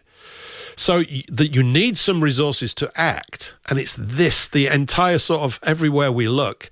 And if we translate it, of course, to how people are living today, we get the symptom chat. We're part of it, and we have to be. Like, the symptoms are council taxes going up. What do I do about it? Oh, apparently nothing. Why? You haven't got any power. They're going to start making cars go at 20 miles an hour. What do I do about it? Nothing. You haven't got any power. This, continually, again and again and again. And they feed it in, and we're in a drama, a communications drama, which we have to play a role in. And yet I'm looking at this going, this is still horseshit that we're involved with. How do we take ourselves away from this momentarily and with ever greater amounts of time to say this is a line of behaviour that we have to enter into? And it's a combination of things. And then you go, oh, wow, there's so much to communicate. How am I going to hold the guy's attention? And then we've got to get this into a 2-minute TikTok video, which we do. It seems to me we've got to do that to some degree. We need to mortify ourselves and get ourselves disciplined to accept suffering, because it's going to entail suffering. It already is a thing. It's like a parasite. Only harms you enough so that you don't react, because then it can feed off the host. If it were to just kill it right away, then what good is that? It's like, why would you kill your donkey if it's serving you? So it's right, but the trouble is that these usury scammers, they can pay anybody off. They've got so much of our money that they've stolen from us. That's where we need a moral code to follow. That's it. And you otherwise need bounty hunters to go out and bring them back. That's the only way. Not police or anything like that, bounty hunters. And they've got to be brought back alive. I just think if you think about doing that, Eric, it's not that I disagree with you, but if you really start to fine-tune it down about what that would actually look like tomorrow morning, for example, what it would look like, we're so outgunned that that's not an option at the moment. Well, I don't think it's even an option. Paul, yeah, it's the marriage of the state, which the state is, just face it, the state is the militia. The state is the militia power. It's the marriage of church and state. Just like the Crusades, you had that perfect marriage where you could actually accomplish something, where you had the moral code up, and it's upheld by the militia, by the state. And that's where it comes down to, and it's not fearing what men can do to you at a certain point. You almost have to have the martyr's attitude, like the early martyrs that led to these crusades, and their ability to stand up for what's right and just, and to set an example to other people is more it than anything, because they were the ones that set the example. Hey, this person's willing to suffer and die so that you could be free and not have to worship idols of these rich and powerful people, because they don't like it when you don't offer incense to their idols. And it's the same today as it was back then.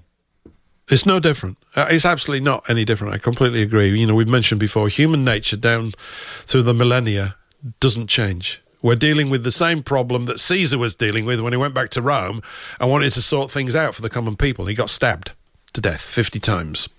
That's Caesar. I'm not Caesar. He was pretty cool, apparently, with armies and things. Kicked shit out the Gauls, right? And all this kind of stuff. Not nice stuff. So these are guys that are used to bloodshed, used to killing people directly, personally themselves, and ordering other men to kill people. They still get wiped out. It's something as... Is there a way to deal with it? I mean, it's just, you think, oh, it's been going on so long, no one's really cracked it. And like we've pointed out before, when a nation has done it, like Libya most recently, Gaddafi's now dead, and they blew it to bits. And obviously, last century, we think of National Socialist Germany. Well, you still have the tribute to it from back in the Middle Ages. You have all these cathedrals. You talk about England and its glory days. You go back to it. That's where you had it. Those times when you didn't have usury. Yep. And it was a matter of returning to God and His law versus man's law and whatever man says, the statutes of the state, whatever they are, the immoral things that they make us do and uphold. Like police. If we didn't have police enforcing usury, we wouldn't have it. But that's the consequence. You can't bring it to court. Like you said, we need a trial and a jury to try the people who are involved in this and do it in a just manner so that you have people that willing to do that, to enforce it. Are you talking about, Patrick, the 300 years, give or take, between Longshanks, Edward I, and Cromwell, when we didn't have usury? Yeah, well, even before then, but yeah, roughly about that time, because that's what Henry VIII and the Protestant Reformation got rid of, the indulgences where, you would have a field, a landowner with a field, and then you have a shepherd, and the shepherd needs a place to feed his sheep, and he would go to the landlord and say, "Lord, I'll pray for your soul. Let me graze my sheep." And that was the deal. It was based on that type of transaction where it benefited both parties, and the money was kept out of the hands of bankers and money. The money changer role, you have to have the sovereign, who is a moral person, being in the money changer role. And that Guys, do you want to carry on talking for a bit longer? Keep the show running for a bit on this topic? Sure. Because we're just coming up to the end of our time slot here on WBN, so I'm just going to sign out with a little song here. And I thought I was going to call it a day at this time, but I'm not. I'm actually on for pushing this through because I think we've hit a good little patch here. I don't know how long we'll run for, but we're going to carry on running. So thank you for listening to us here on WBN.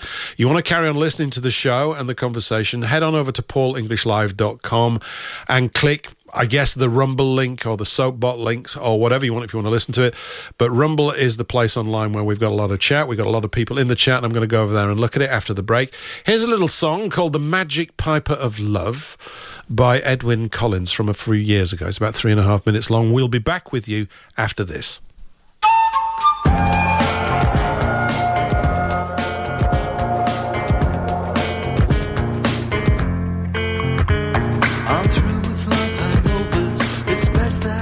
Sober, no rolling in the clover, no Gretna Green to Dover, no honeymoon in Paris. I only feel embarrassed for the cool cats, the charming kittens, both smitten by the love songs that he's written, caught in the sights of a deadly sniper, the magic piper of love, the magic piper of love. Of love, of love.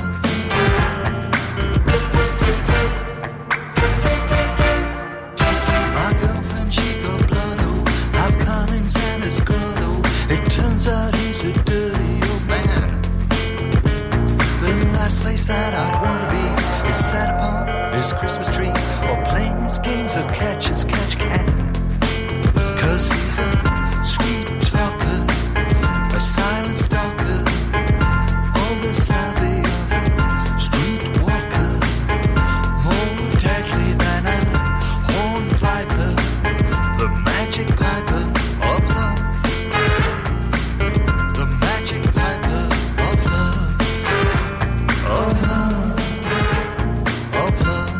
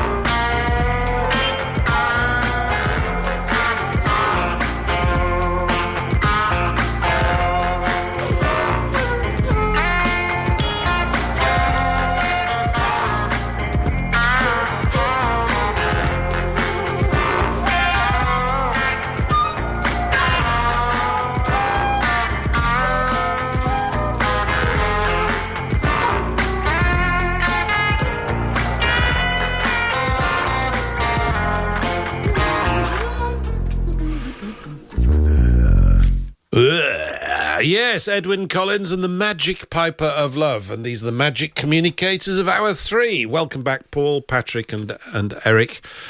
And we were talking there just before we were pleasantly interrupted by a very wonderful pop song, if you like wonderful pop songs, but it's pretty good, I guess, about how do we deal with this? What sort of behaviour should we enter into to deal with it?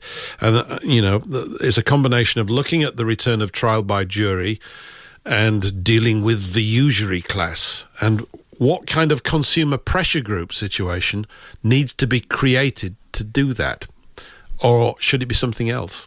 It's a I'm going to say it's a return to Christianity that's going to save it. But and an example is actually Russia, because look at what the Bolshevik Revolution did to the destruction of Christianity in Russia. But then they could never really destroy it because it's with the people. And then the rebuilding afterward, I don't think they like it. And that's why you have people like Starmer going after Russia, because they don't like the fact that the Christians have a voice in the government there. Whether you like Putin or not, or you think it's a contrived thing where, the bankers are playing both sides, which they are. I'm not arguing against that. But the fact is, in Russia, there's an upholding of the moral code and the moral law. And I see it here in America, the hatred of Russia as a consequence. You have open sodomy being promoted here to school children, and it's those type of people that are on the Ukrainian side in this war, as they call it. It's not really a war in the classical term, I don't think. But it is a moral battle going on, and you have to take sides. It's not something you can just sit back and say, well, let's let who are the powers that be handle it. You got to be able to step in, and you've got a wisdom there, Paul, with this idea of the usury, and showcasing it, because that's at the root of the society crumbling, because you can't do things. Your labor is taxed to the point where you become a slave to somebody else, and you can't ever get out of debt. As a consequence. And if you can't get out of debt, you're not free. Yeah, I think most of us around the microphones here know this. Many other people know it. Working people are completely hamstrung by it, know that something is wrong, don't know about it technically. We don't really need a technical pitch. We do need... you see, the Christian thing is charged and requires its work as well, because... in terms of talking about Magna Carta and trial by jury, these are things that are founded out of common law. And common law was around a long time before Magna Carta was formulated. Of course, this is viewed rightly as a pivotal point. You see, the laws of, and I've actually found a thing called the Magna Charta Society in certain things, and a proper translation of it. And I think we'll do a show on it pretty soon, just on that one document. But that for hundreds of years prior to that, over here, these laws this way of behaving was the natural law. And one of the interesting things as well about trial by jury, and this comes down to the force that is required to correct unlawful behaviour. That's what we're talking about. We're saying that usury contravenes one of the prime laws of God, one of the laws of nature. It creates, as we are all witnessing, a totally dysfunctional society, held down. We've kind of held it all together because of technological advances, and bankers turn up and say, oh, well, we're responsible for all that because we funded it. No, everything that's been achieved has been in spite of usury, in spite of political control, in spite of so-called political leadership. It's all been done with that in opposition to us. They lay claim to it. Oh, we did all that. They're always quick to step in and seek all the glory. And whenever things go wrong, it's always the peasants. This continual sort of bending of the narrative away from the truth, which they have to do because the truth is going to hurt them bad if we can get it out there, which it needs to. So the basis of Magna Carta and the basis of trial by jury is based on sound principles of Christian law. This is why I say, if people think of Christianity as a law and a way of life that comes out of that law, we're off. The other interesting thing, I was with some people last night as well, even the word, this word stuff, we've got law, L-A-W, and we've got law, L-O-R-E. And we're really referring to it as law, which is the law is like the myth, the ancient story of the people, which is a gathering of our natural behavior.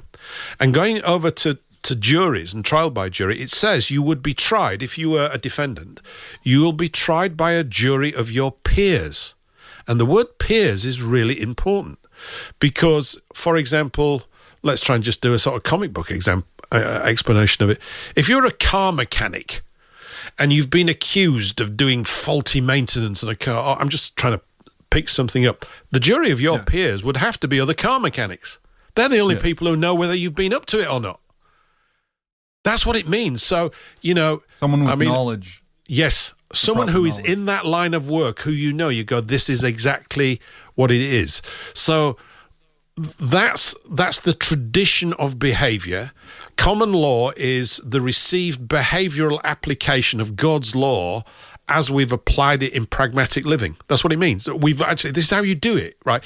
What does it mean to be charitable? It means this. This is how the English did it. The French did it slightly different, or whatever. It doesn't matter. You've got to do it your way within your tribe. And if it's law, it will work. And of course, LAW, as I understand it, stands for these, and we were talking about this last night with a guy that I'd love to get on the show at some point as I get to know him a bit better. It's addressing the division of law. So law is law. It's one thing, and it's all in there, and it's in the Bible for those that can read it right, which is made more difficult by the fact that they keep translating it wrong, and of course the power structures of churches, blah, blah, blah. But we know all about this, right? But at its core, initial intent, that's what it's about. But LAW has split the law into these three dominions: land for the L, A for air, and W for water. This is where you get the admiralty law and the law of the land and the law of the water and the law of the air. And then they create all these divisions. I see where you're going. You're kind of doing what do they call it? The esoteric? Well, it is, but what we were talking, and this is fantastic last night, really good,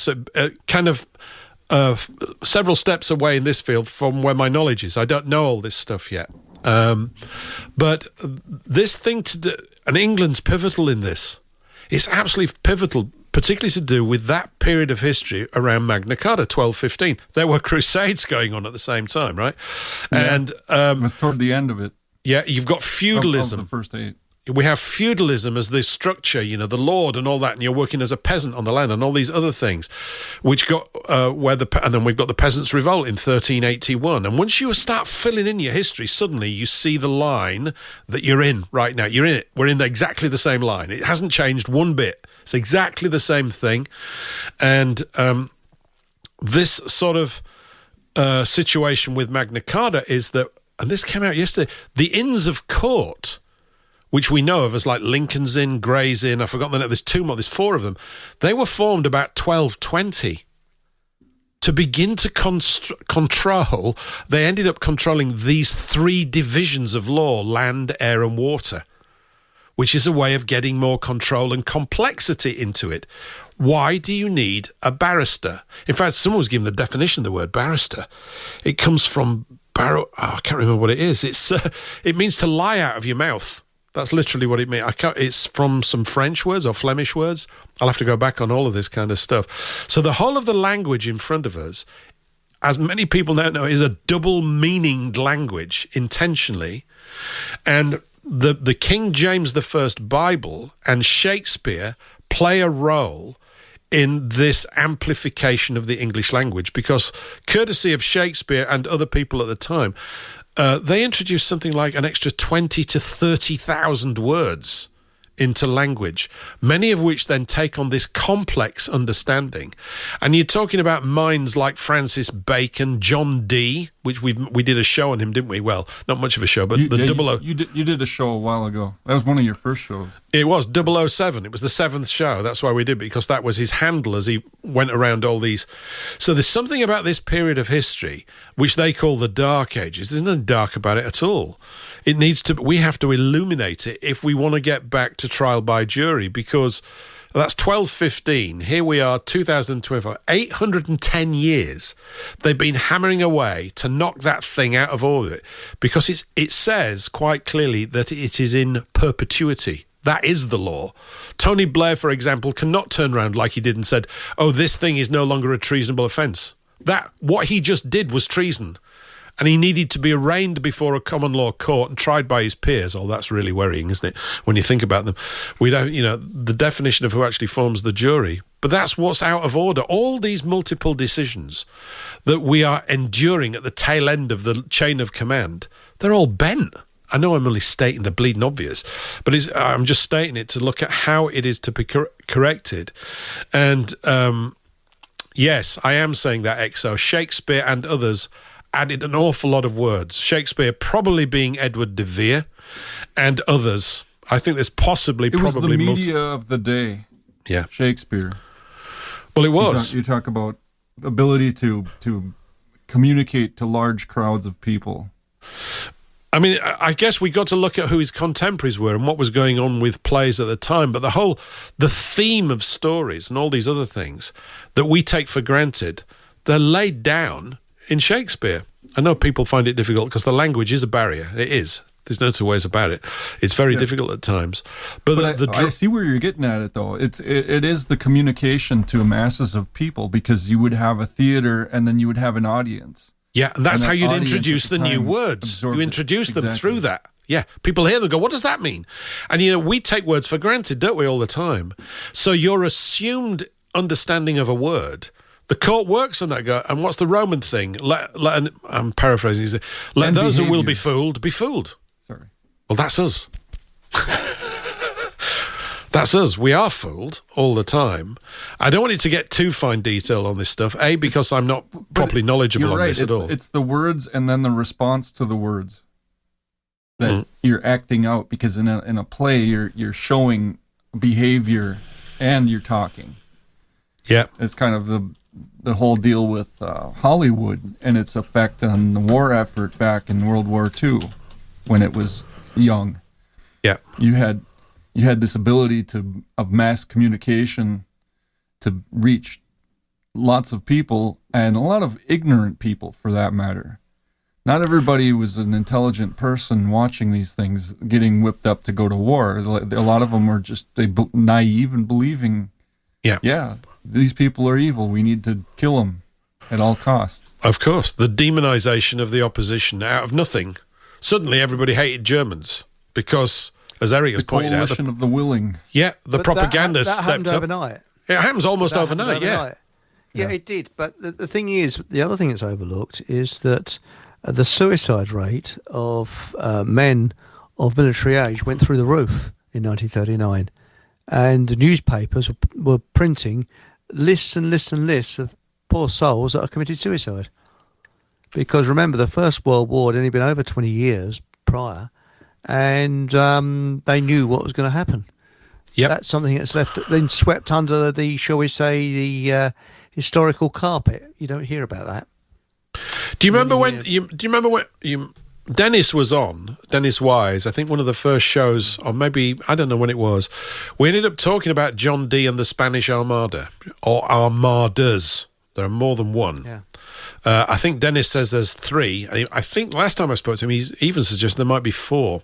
It's difficult to know with this stuff because everything's tampered with to such a degree. Dee is probably a pivotal figure in much of this. I mean, this is a guy who ended up becoming the court magician to Elizabeth I, who is the daughter of Henry VIII, and her mother was Anne Boleyn, who was just referenced in that clip about 15, 20 minutes ago. Anne Boleyn, of course, she did get her head chopped off. I don't know why at the moment. I probably do, but we don't want to go there. We can do head chopping off another time. But Dee is in Mortlake, near Barnes and Mortlake, in a district of London. This is in the 1500s, along with, I forgot the name, is it Kelly or something, his assistant? And legend has it that he summoned a demon in some way. His private library was 36,000 books in 1500 and odd. Do you know anybody in your life alive now who's got their own private library of 36,000 books? Maybe Lord Toffeeknows up the road, or maybe Lord Fockham's got that amount of books, I suppose, in the Fockham Hall Library. Probably way more than that. But just looking back at that time and the expense of a book, books were extremely expensive. They're hand built, right? Although there would have been obviously, some printing press work by then. When's Gutenberg? crack it. Was it 1400s Gutenberg? I can't remember now. But this is a big array of knowledge. And one of the theories floating around, this is all it is just I'm speculating here, spitballing as they say, is that whatever D summoned has been, there's something in league with these islands, or something bad. I think there is. I think Churchill was part of that. He was a druid. There's something dark at a certain aspect of it. We've got the Fire of London in 1666. You've got Sabotage V and the Sabbateans hanging around London at the time. The Sabbateans and Worldwide Jewry were having a big discussion at the time about who was the new Messiah, because they definitely had one. I've seen Messiahs in my mate, and you're definitely one, you know.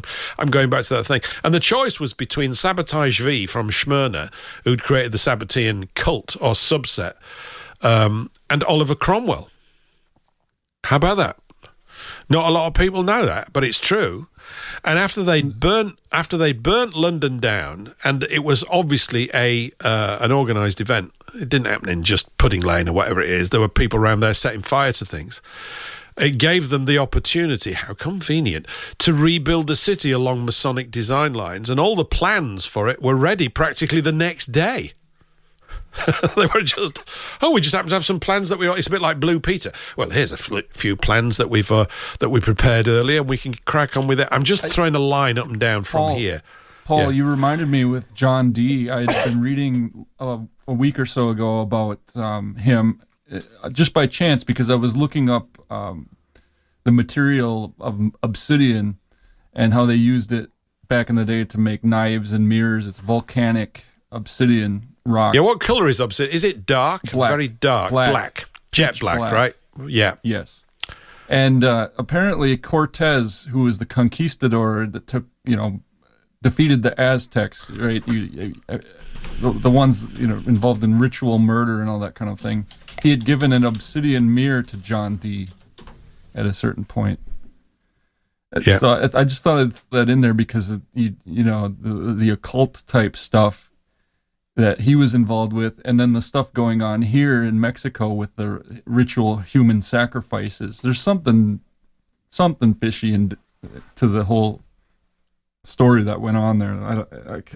I don't know enough about it to be able to put it together. There is, and also there is something very fishy, and the relationship between England and Rome is ancient. There are all sorts of other additional pieces. Yeah, because I don't know who they sent here first, the Church of Rome, to turn England Christian. Well, it goes back to the Druids, and Julius Caesar wrote about it in his book that he wrote. Well, I can't remember when there was someone came here, whenever it was, and he said, I can't turn them into Christians because they already are. And the first church in the world was down in Glastonbury in 35 AD. I've got a book on my shelf called St. Paul in Britain. It's amazing. Written by Reverend somebody or other in 1842 or something like that, right? I've shown it to Christian people. Of course, they all laugh and go, this is complete rubbish. I go, yeah, all right. But to me, these things, there's no smoke without fire.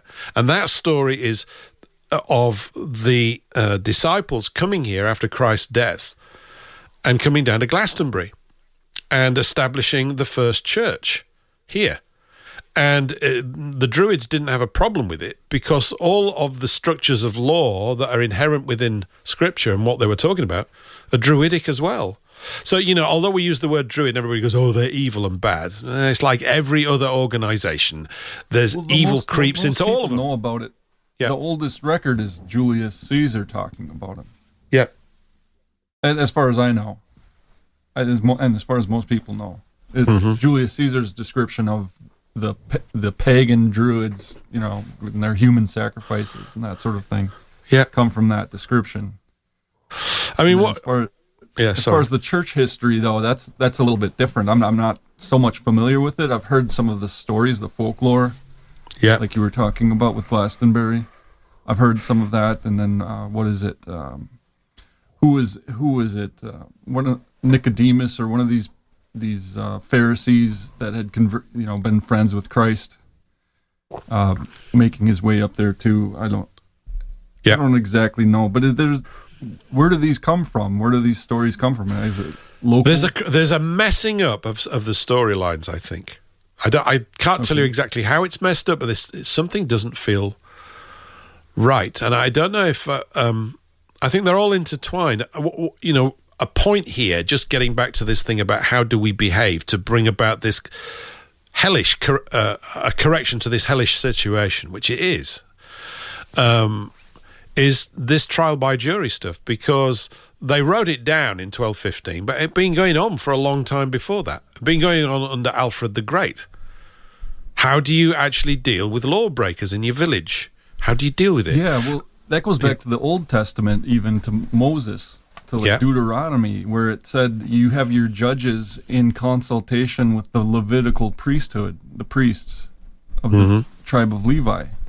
They would consult each other and be informed, because you would have people who knew the law that could apply it, with using the judges being the military police force, more or less, in consultation with that priesthood that knew the scriptures, knew the commandments, and then could apply them, and they informed each other. It was a marriage. It wasn't something where one was stronger than the other, and it's supposed to be informed by the good moral code, that if you don't kill people, you don't commit adultery, you don't steal, you don't lie, those sorts of things.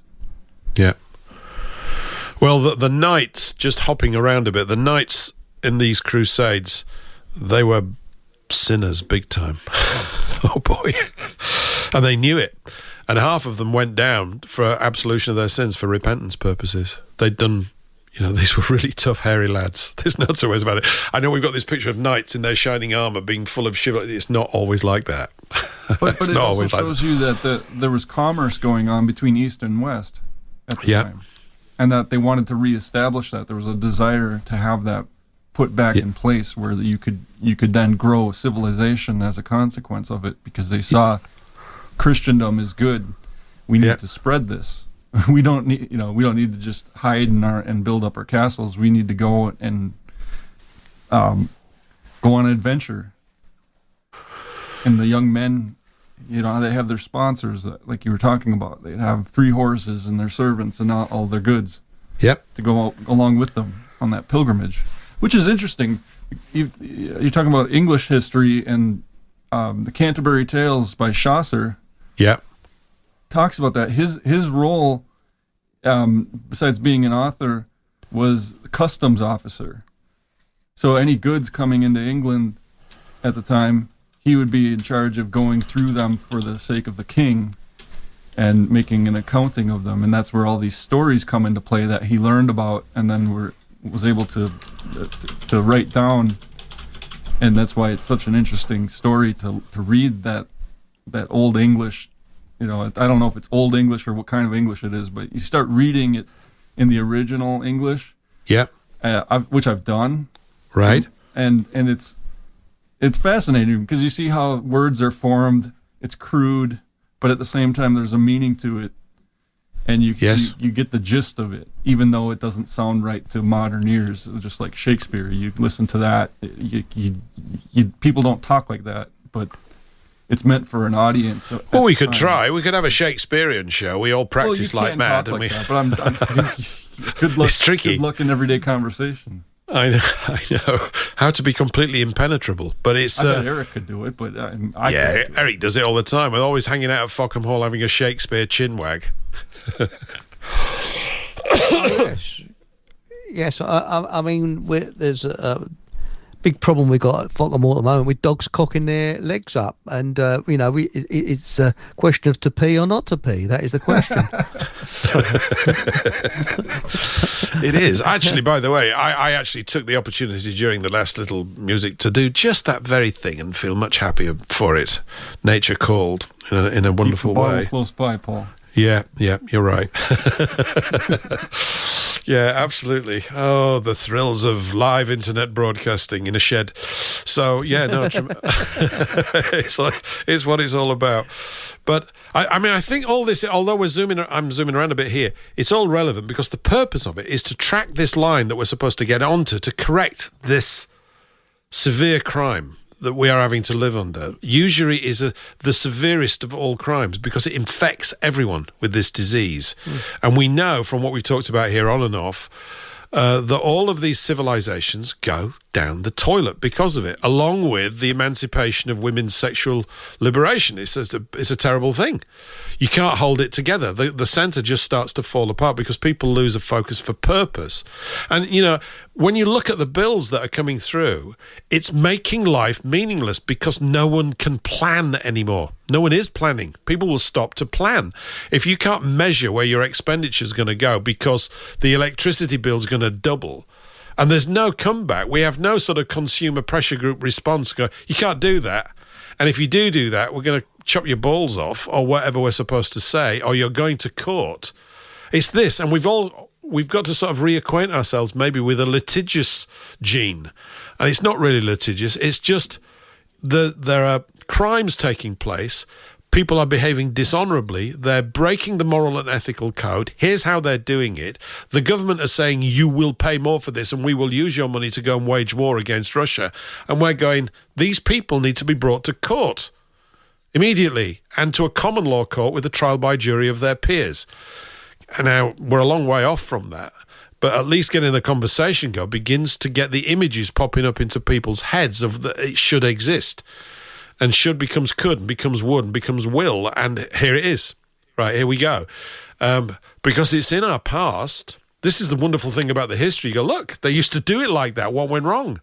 This guy turned up with a lot of money, and he paid those, and that chipped away that little bit. And then 50 years later, that chipped away that little bit. And 800 years later, it's all been chipped away. And you've all lost sight of this wonderful thing that your forefathers demonstrated to you and left to you, which is when they were much more closely aligned. I'm not saying perfectly aligned by any means. I wasn't alive at the time, but much more closely aligned with the laws of God that are supposed to be carried by an organised religion that should be saying, we're the safekeepers of the law.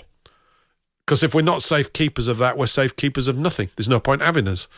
It's the law that protects you and enhances your life and stops usurers performing their filthy business in your village.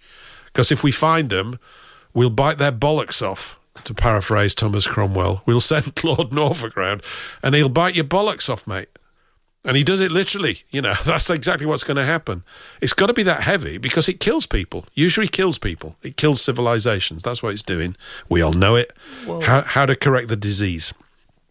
Well, whenever usury has been stopped, the country goes from bust to boon literally overnight. Yeah. Because you're not paying out billions or trillions of money into thin air.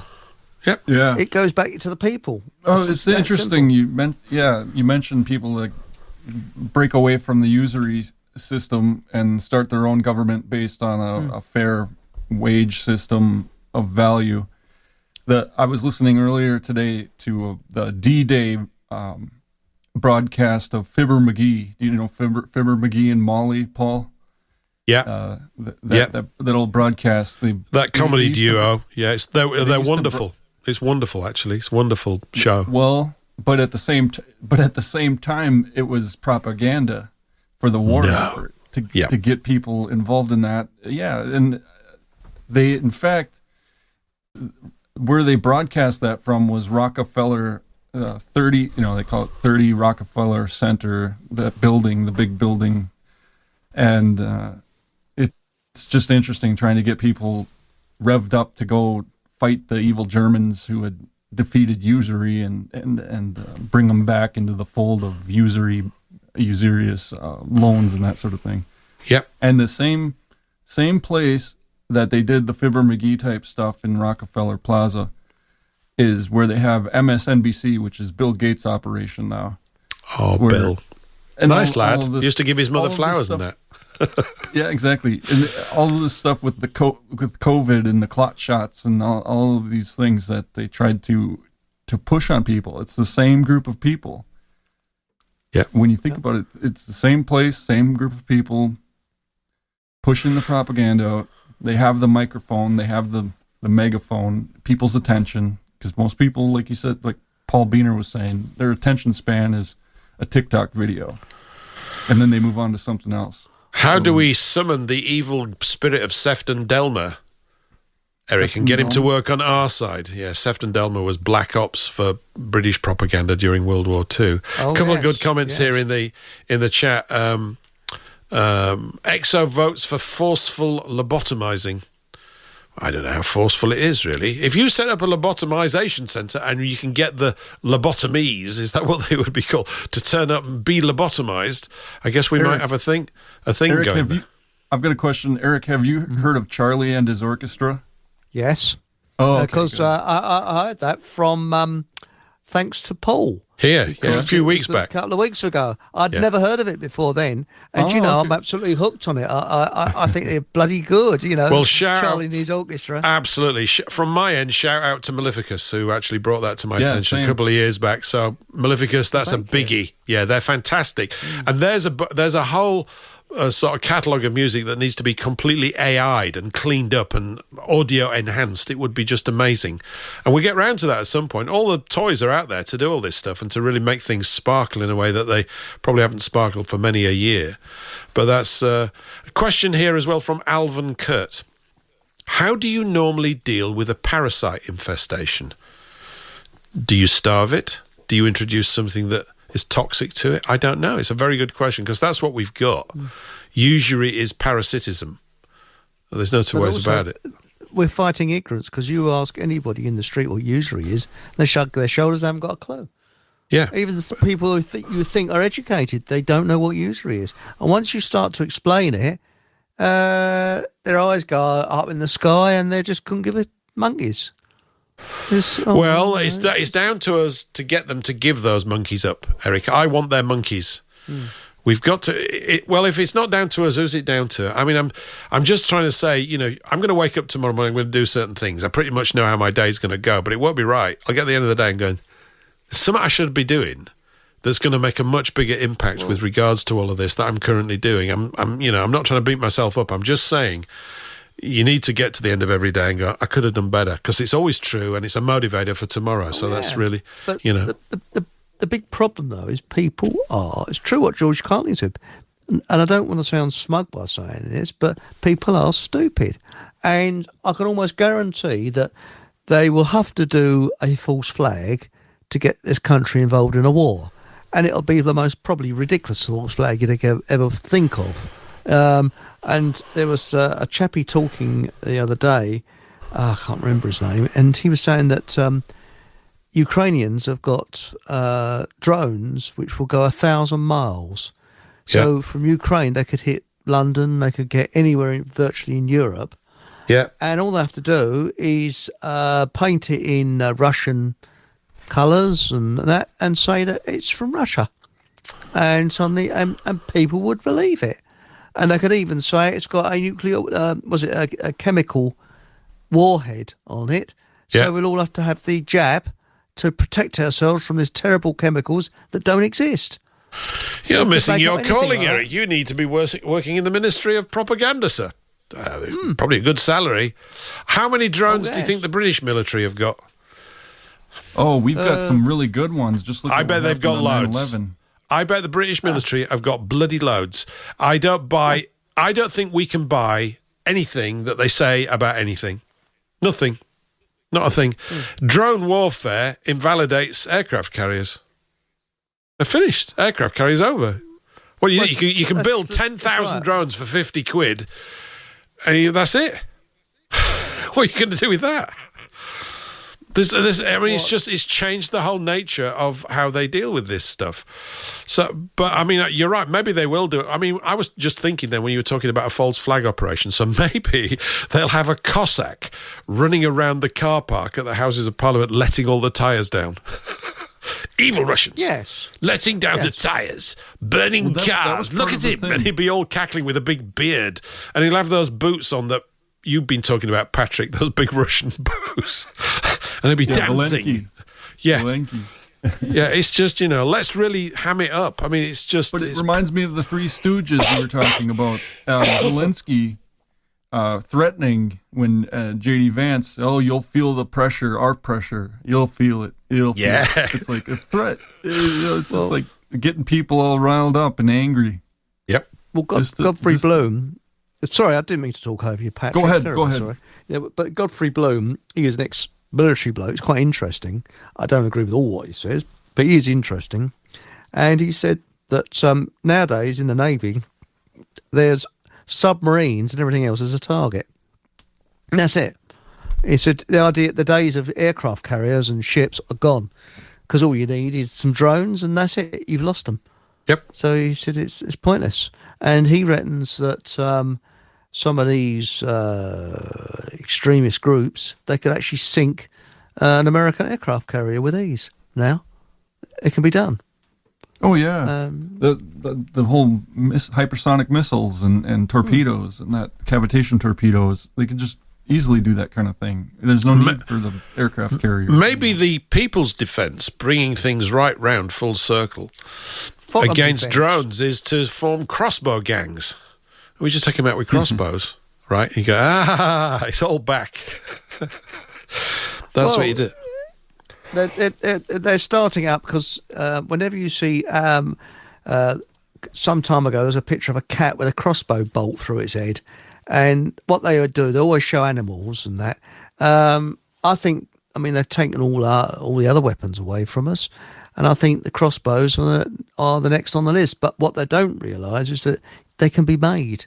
You can make them with guns. Well, yes, but they'd be very, very difficult. But with crossbows, they are, I wouldn't say they're simple to make, but anybody that's good at DIY could knock one up with ease. Yeah. And there's a chat that shows you how to make one just using a Stanley knife, the minimum of tools. Yeah. So it can be done. Yeah.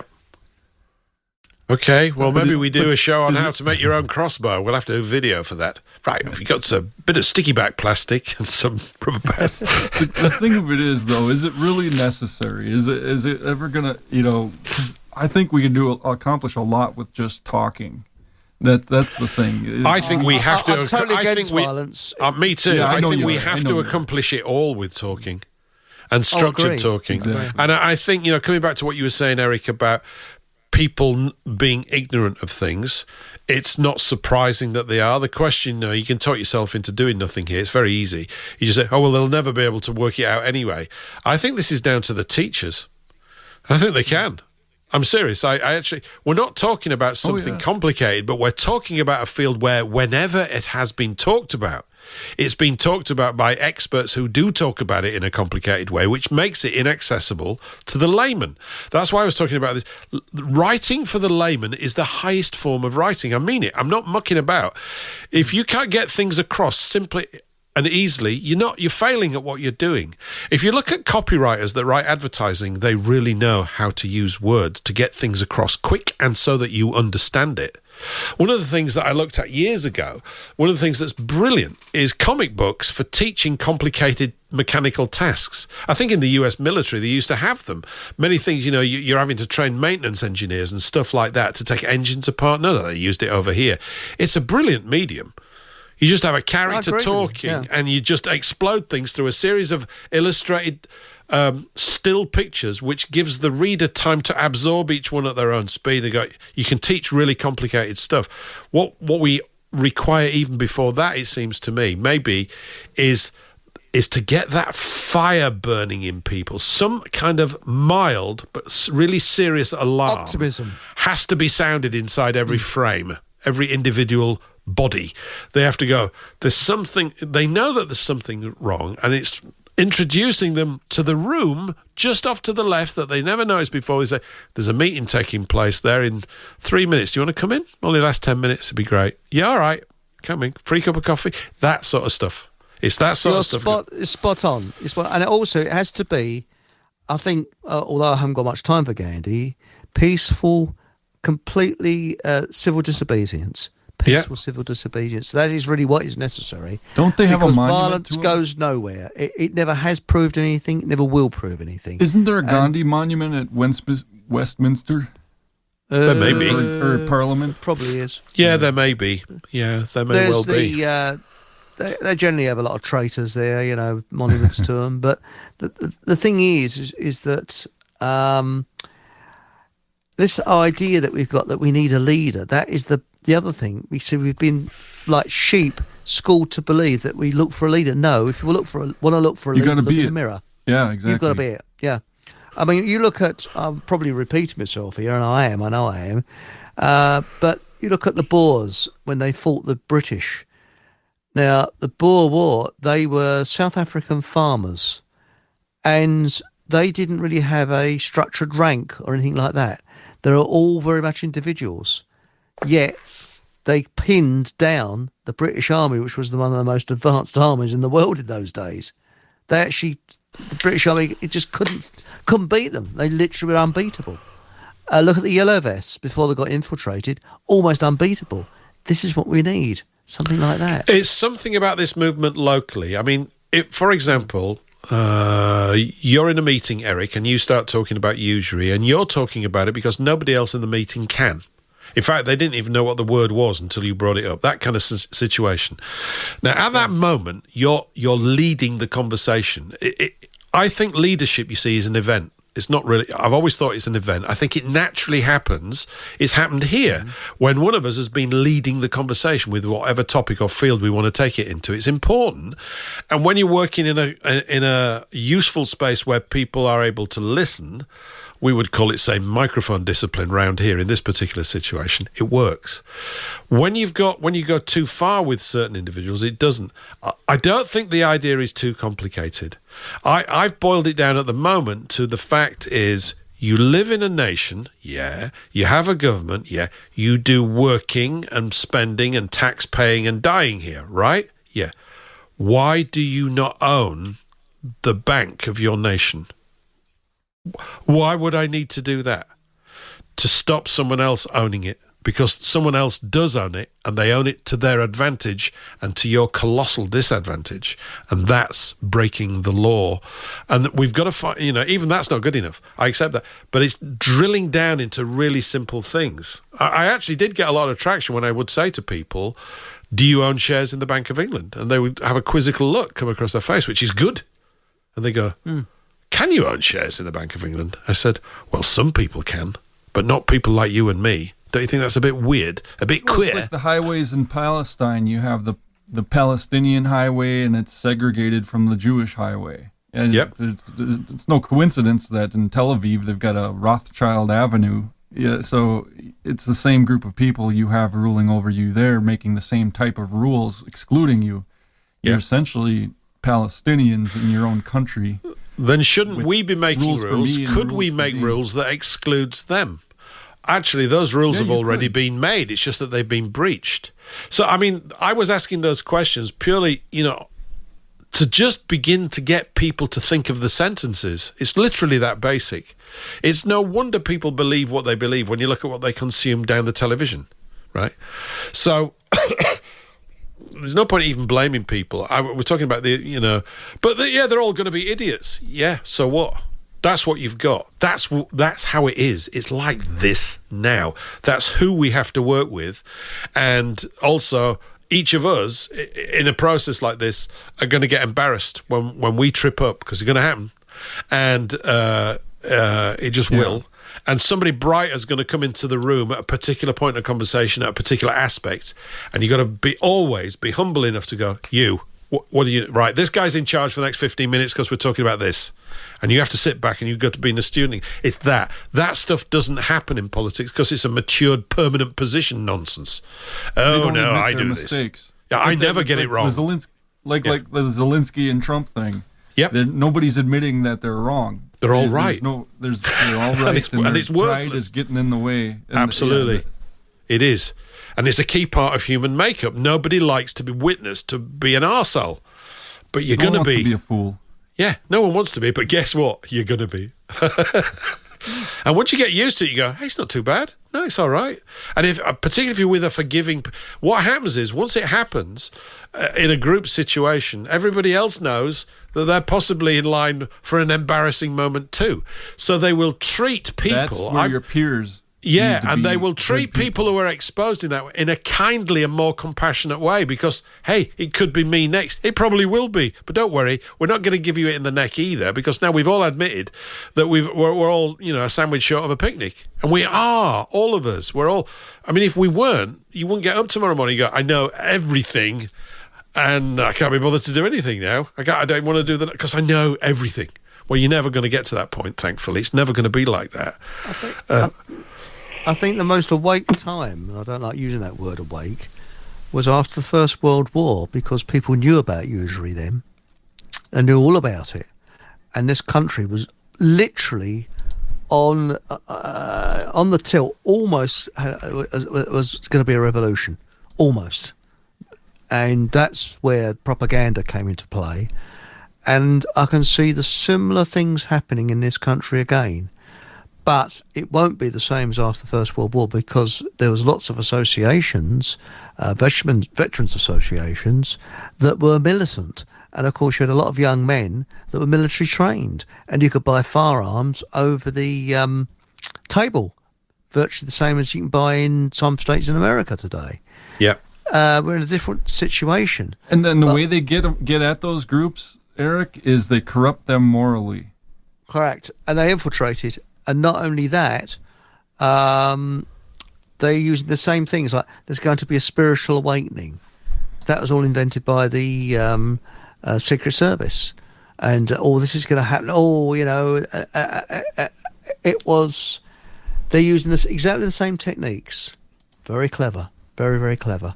But simple in the other way. But no, they infiltrated the militant groups and destroyed them from within. And that's what they do today. This is what they do with most of these groups. Well, I think talking about, you're right, I think talking about the local resources is important. Like I mentioned, I went for a walk the other day. Did I mention this last week? I don't know. There's a church yard, where I walk, and I went in and I sat down in the church for about, maybe I mentioned this last week, but it's worth mentioning again. I sat down for 10 or 15 minutes. It was great. And I was passing it again the other day. I didn't go in this time. I didn't need to, but they've got a big scout hut there, and they've got a fantastic parish hall. And when I walked past it the other day, I thought, oh, there's a good courthouse. I'm just, why not? Why can't so many things be tried locally by local juries and people be involved in these things? Of course, you've then got the challenge of, how do we find the jurors? Is there going to be jury rigging? Is somebody going to try and rig juries? Of course they are. It's going to be your neighbor. Yep. Ultimately, it's going to be somebody that it should be your neighbor, someone who knows you, knows what you're up to. Yeah. And can judge one way or the other about what you're doing. But what you're talking about, I'll give you an example of what I'm trying to do here. Is I have my neighbor down the road from here. We've been meeting at his house for Bible study and catechism every Wednesday. Yeah. And it's just recently we got permission to go to our parish and start it there instead of at his private house. We have it at the church, so that then we can get more people involved, get more people in learning the morality and the scripture, and learning proper behavior, learning about things like usury, because that's how you're going to be able to present it. This isn't something we're just coming up because we're pissed off about some bank that we didn't get along with. No, this is a historical precedent that's been along since the dawning of man. You had Cain and Abel. One was jealous of the other. And that's, they thought they should have the glory. And that's kind of what it boils down to with money and that kind of thing. It's like one person wants it all. They want all the glory. They want all the treats in life. Yeah, they do. And to hell with. We got 3 minutes left, lads, by the way, to talk, because we're going to hard end at 11. Bang on. So. Okay. But very quickly, I had to leaflet through my post because there's local elections soon. Anybody heard of the British Democratic Party? Now, this is new, and I looked through it.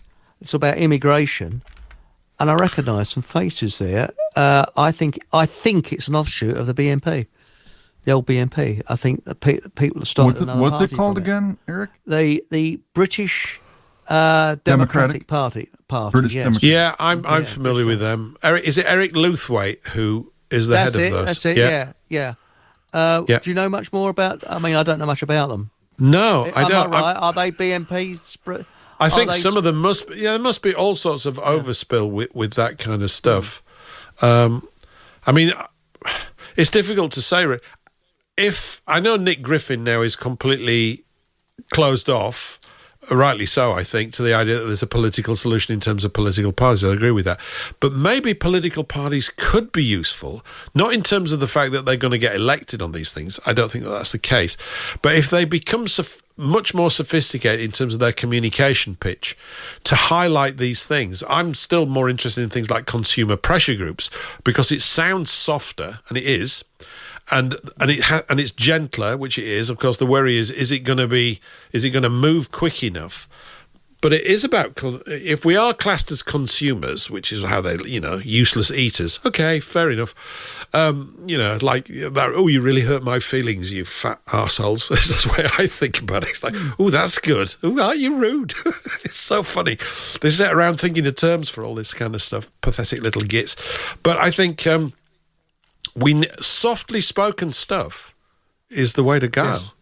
Yes. And with kindliness and warmth, but with that barb in it of truth, because it will feel like a barb. And, Mark Rylance did a pretty good thing there as Thomas Cromwell. It was pretty heavy what he was saying to that guy, but he said it in a very polite and clear and measured way, and that's what makes it so effective.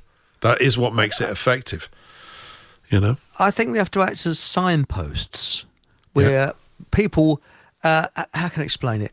It's a bit like Tribes of the Jungle. What they do now, where there's these tribes that don't realise that there's other humans around, they let the tribe discover them.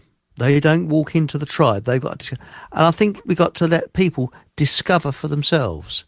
Let them discover. We'll just give them enough information for them to discover these things themselves. Yes. Because, I was speaking to a girl once who, I was talking to her about modern history, and you could tell as I was talking to her, the penny was dropping. So I didn't go too heavy. I just backed off a little bit, and suddenly, this was the truth group that I used to go to. Suddenly, she came along. She said, "You're right. I've been looking it up." So sometimes it happens like that, but it's best not to go too heavy. You just act as a signpost all the time. You're just pointing people in the direction. Just keeping it light all the time. I think there's something happens that goes where it bursts out of all of this earnest ground laying work.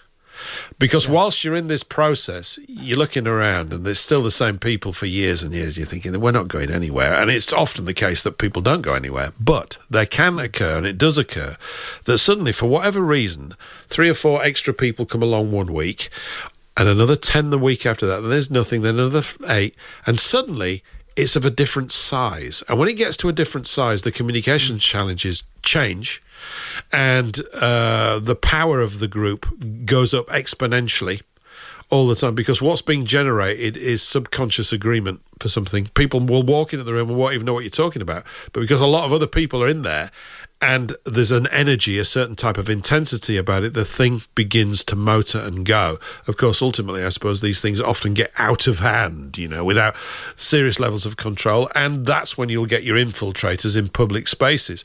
So knowing how to structure that is difficult, but then again, I have no idea what other option we've got. We want to speak to our fellow man, because we actually need them if we are to get back to a place of decency, and we believe, rightly, that they will be positively changed by this as well. And so you really don't have too much other choice. The thing has got to get to a certain scale, it seems to me, to have power. And when it does, it comes along with all sorts of other additional sorts of little problems and issues and things like this. So we've got about a minute left to chat, lads. I'm going to play the song in about a minute. So any little closing words for this week? I'm hoping to be far less coffee next week, but you never can tell. But I really enjoyed tonight, actually. Tremendous stuff. Thanks for inviting me on. Very kind. Yeah, good show, Paul. Yeah, good. Yeah, cool. I've really enjoyed tonight. It's excellent. I've found a lot. My knowledge of the Crusades has increased because I knew absolutely zilch about them. Me too. Me too. Yeah. I'm sure we can get more detailed about it, but it's relevant to now. Do we need another crusade? Well, we need the true Crusader spirit, which is an honourable thing. You will think that if you read that book. It's an honourable thing. They did it of a martyr. It is. It's the spirit of saying my people really count, and without them I'm nothing, and therefore I'm prepared to do this. Under these arrangements, this has to be done if we are to have a future. And we've got a lot of crusading actions to fight. We've got to fight against the usurers. We need the restoration of true law under the ordinance of God. And we need these things. And when it gets clear with people, they go, why were we not using these things in the first place? Well, we fell asleep on them. Gentlemen, thank you very much. And thank you, everybody, for putting up with my slightly coffee approach this week. And I'm glad we did go on for 3 hours. I wasn't so sure we were going to do that. We will, of course, be back again next week at the same time. And if I dig up some more stuff, and lads and lasses, I'll keep you informed ahead of time. We maybe take a more of a dive into Magna Carta and these sorts of things, because I think they're relevant. They are being offered back to us, and we need to pick them up, dust them off, and look at how we can apply them to get Keir Starmer to not turn up for work anymore. Just bugger off, will you? And all your mates too. You're not wanted. You're no good, and you know it. So, and we'll see if there's any more episodes of the Three Stooges. Anyway, keep well, everybody. Thanks, everyone in the chat. We'll be back again same time next week. Bye for now.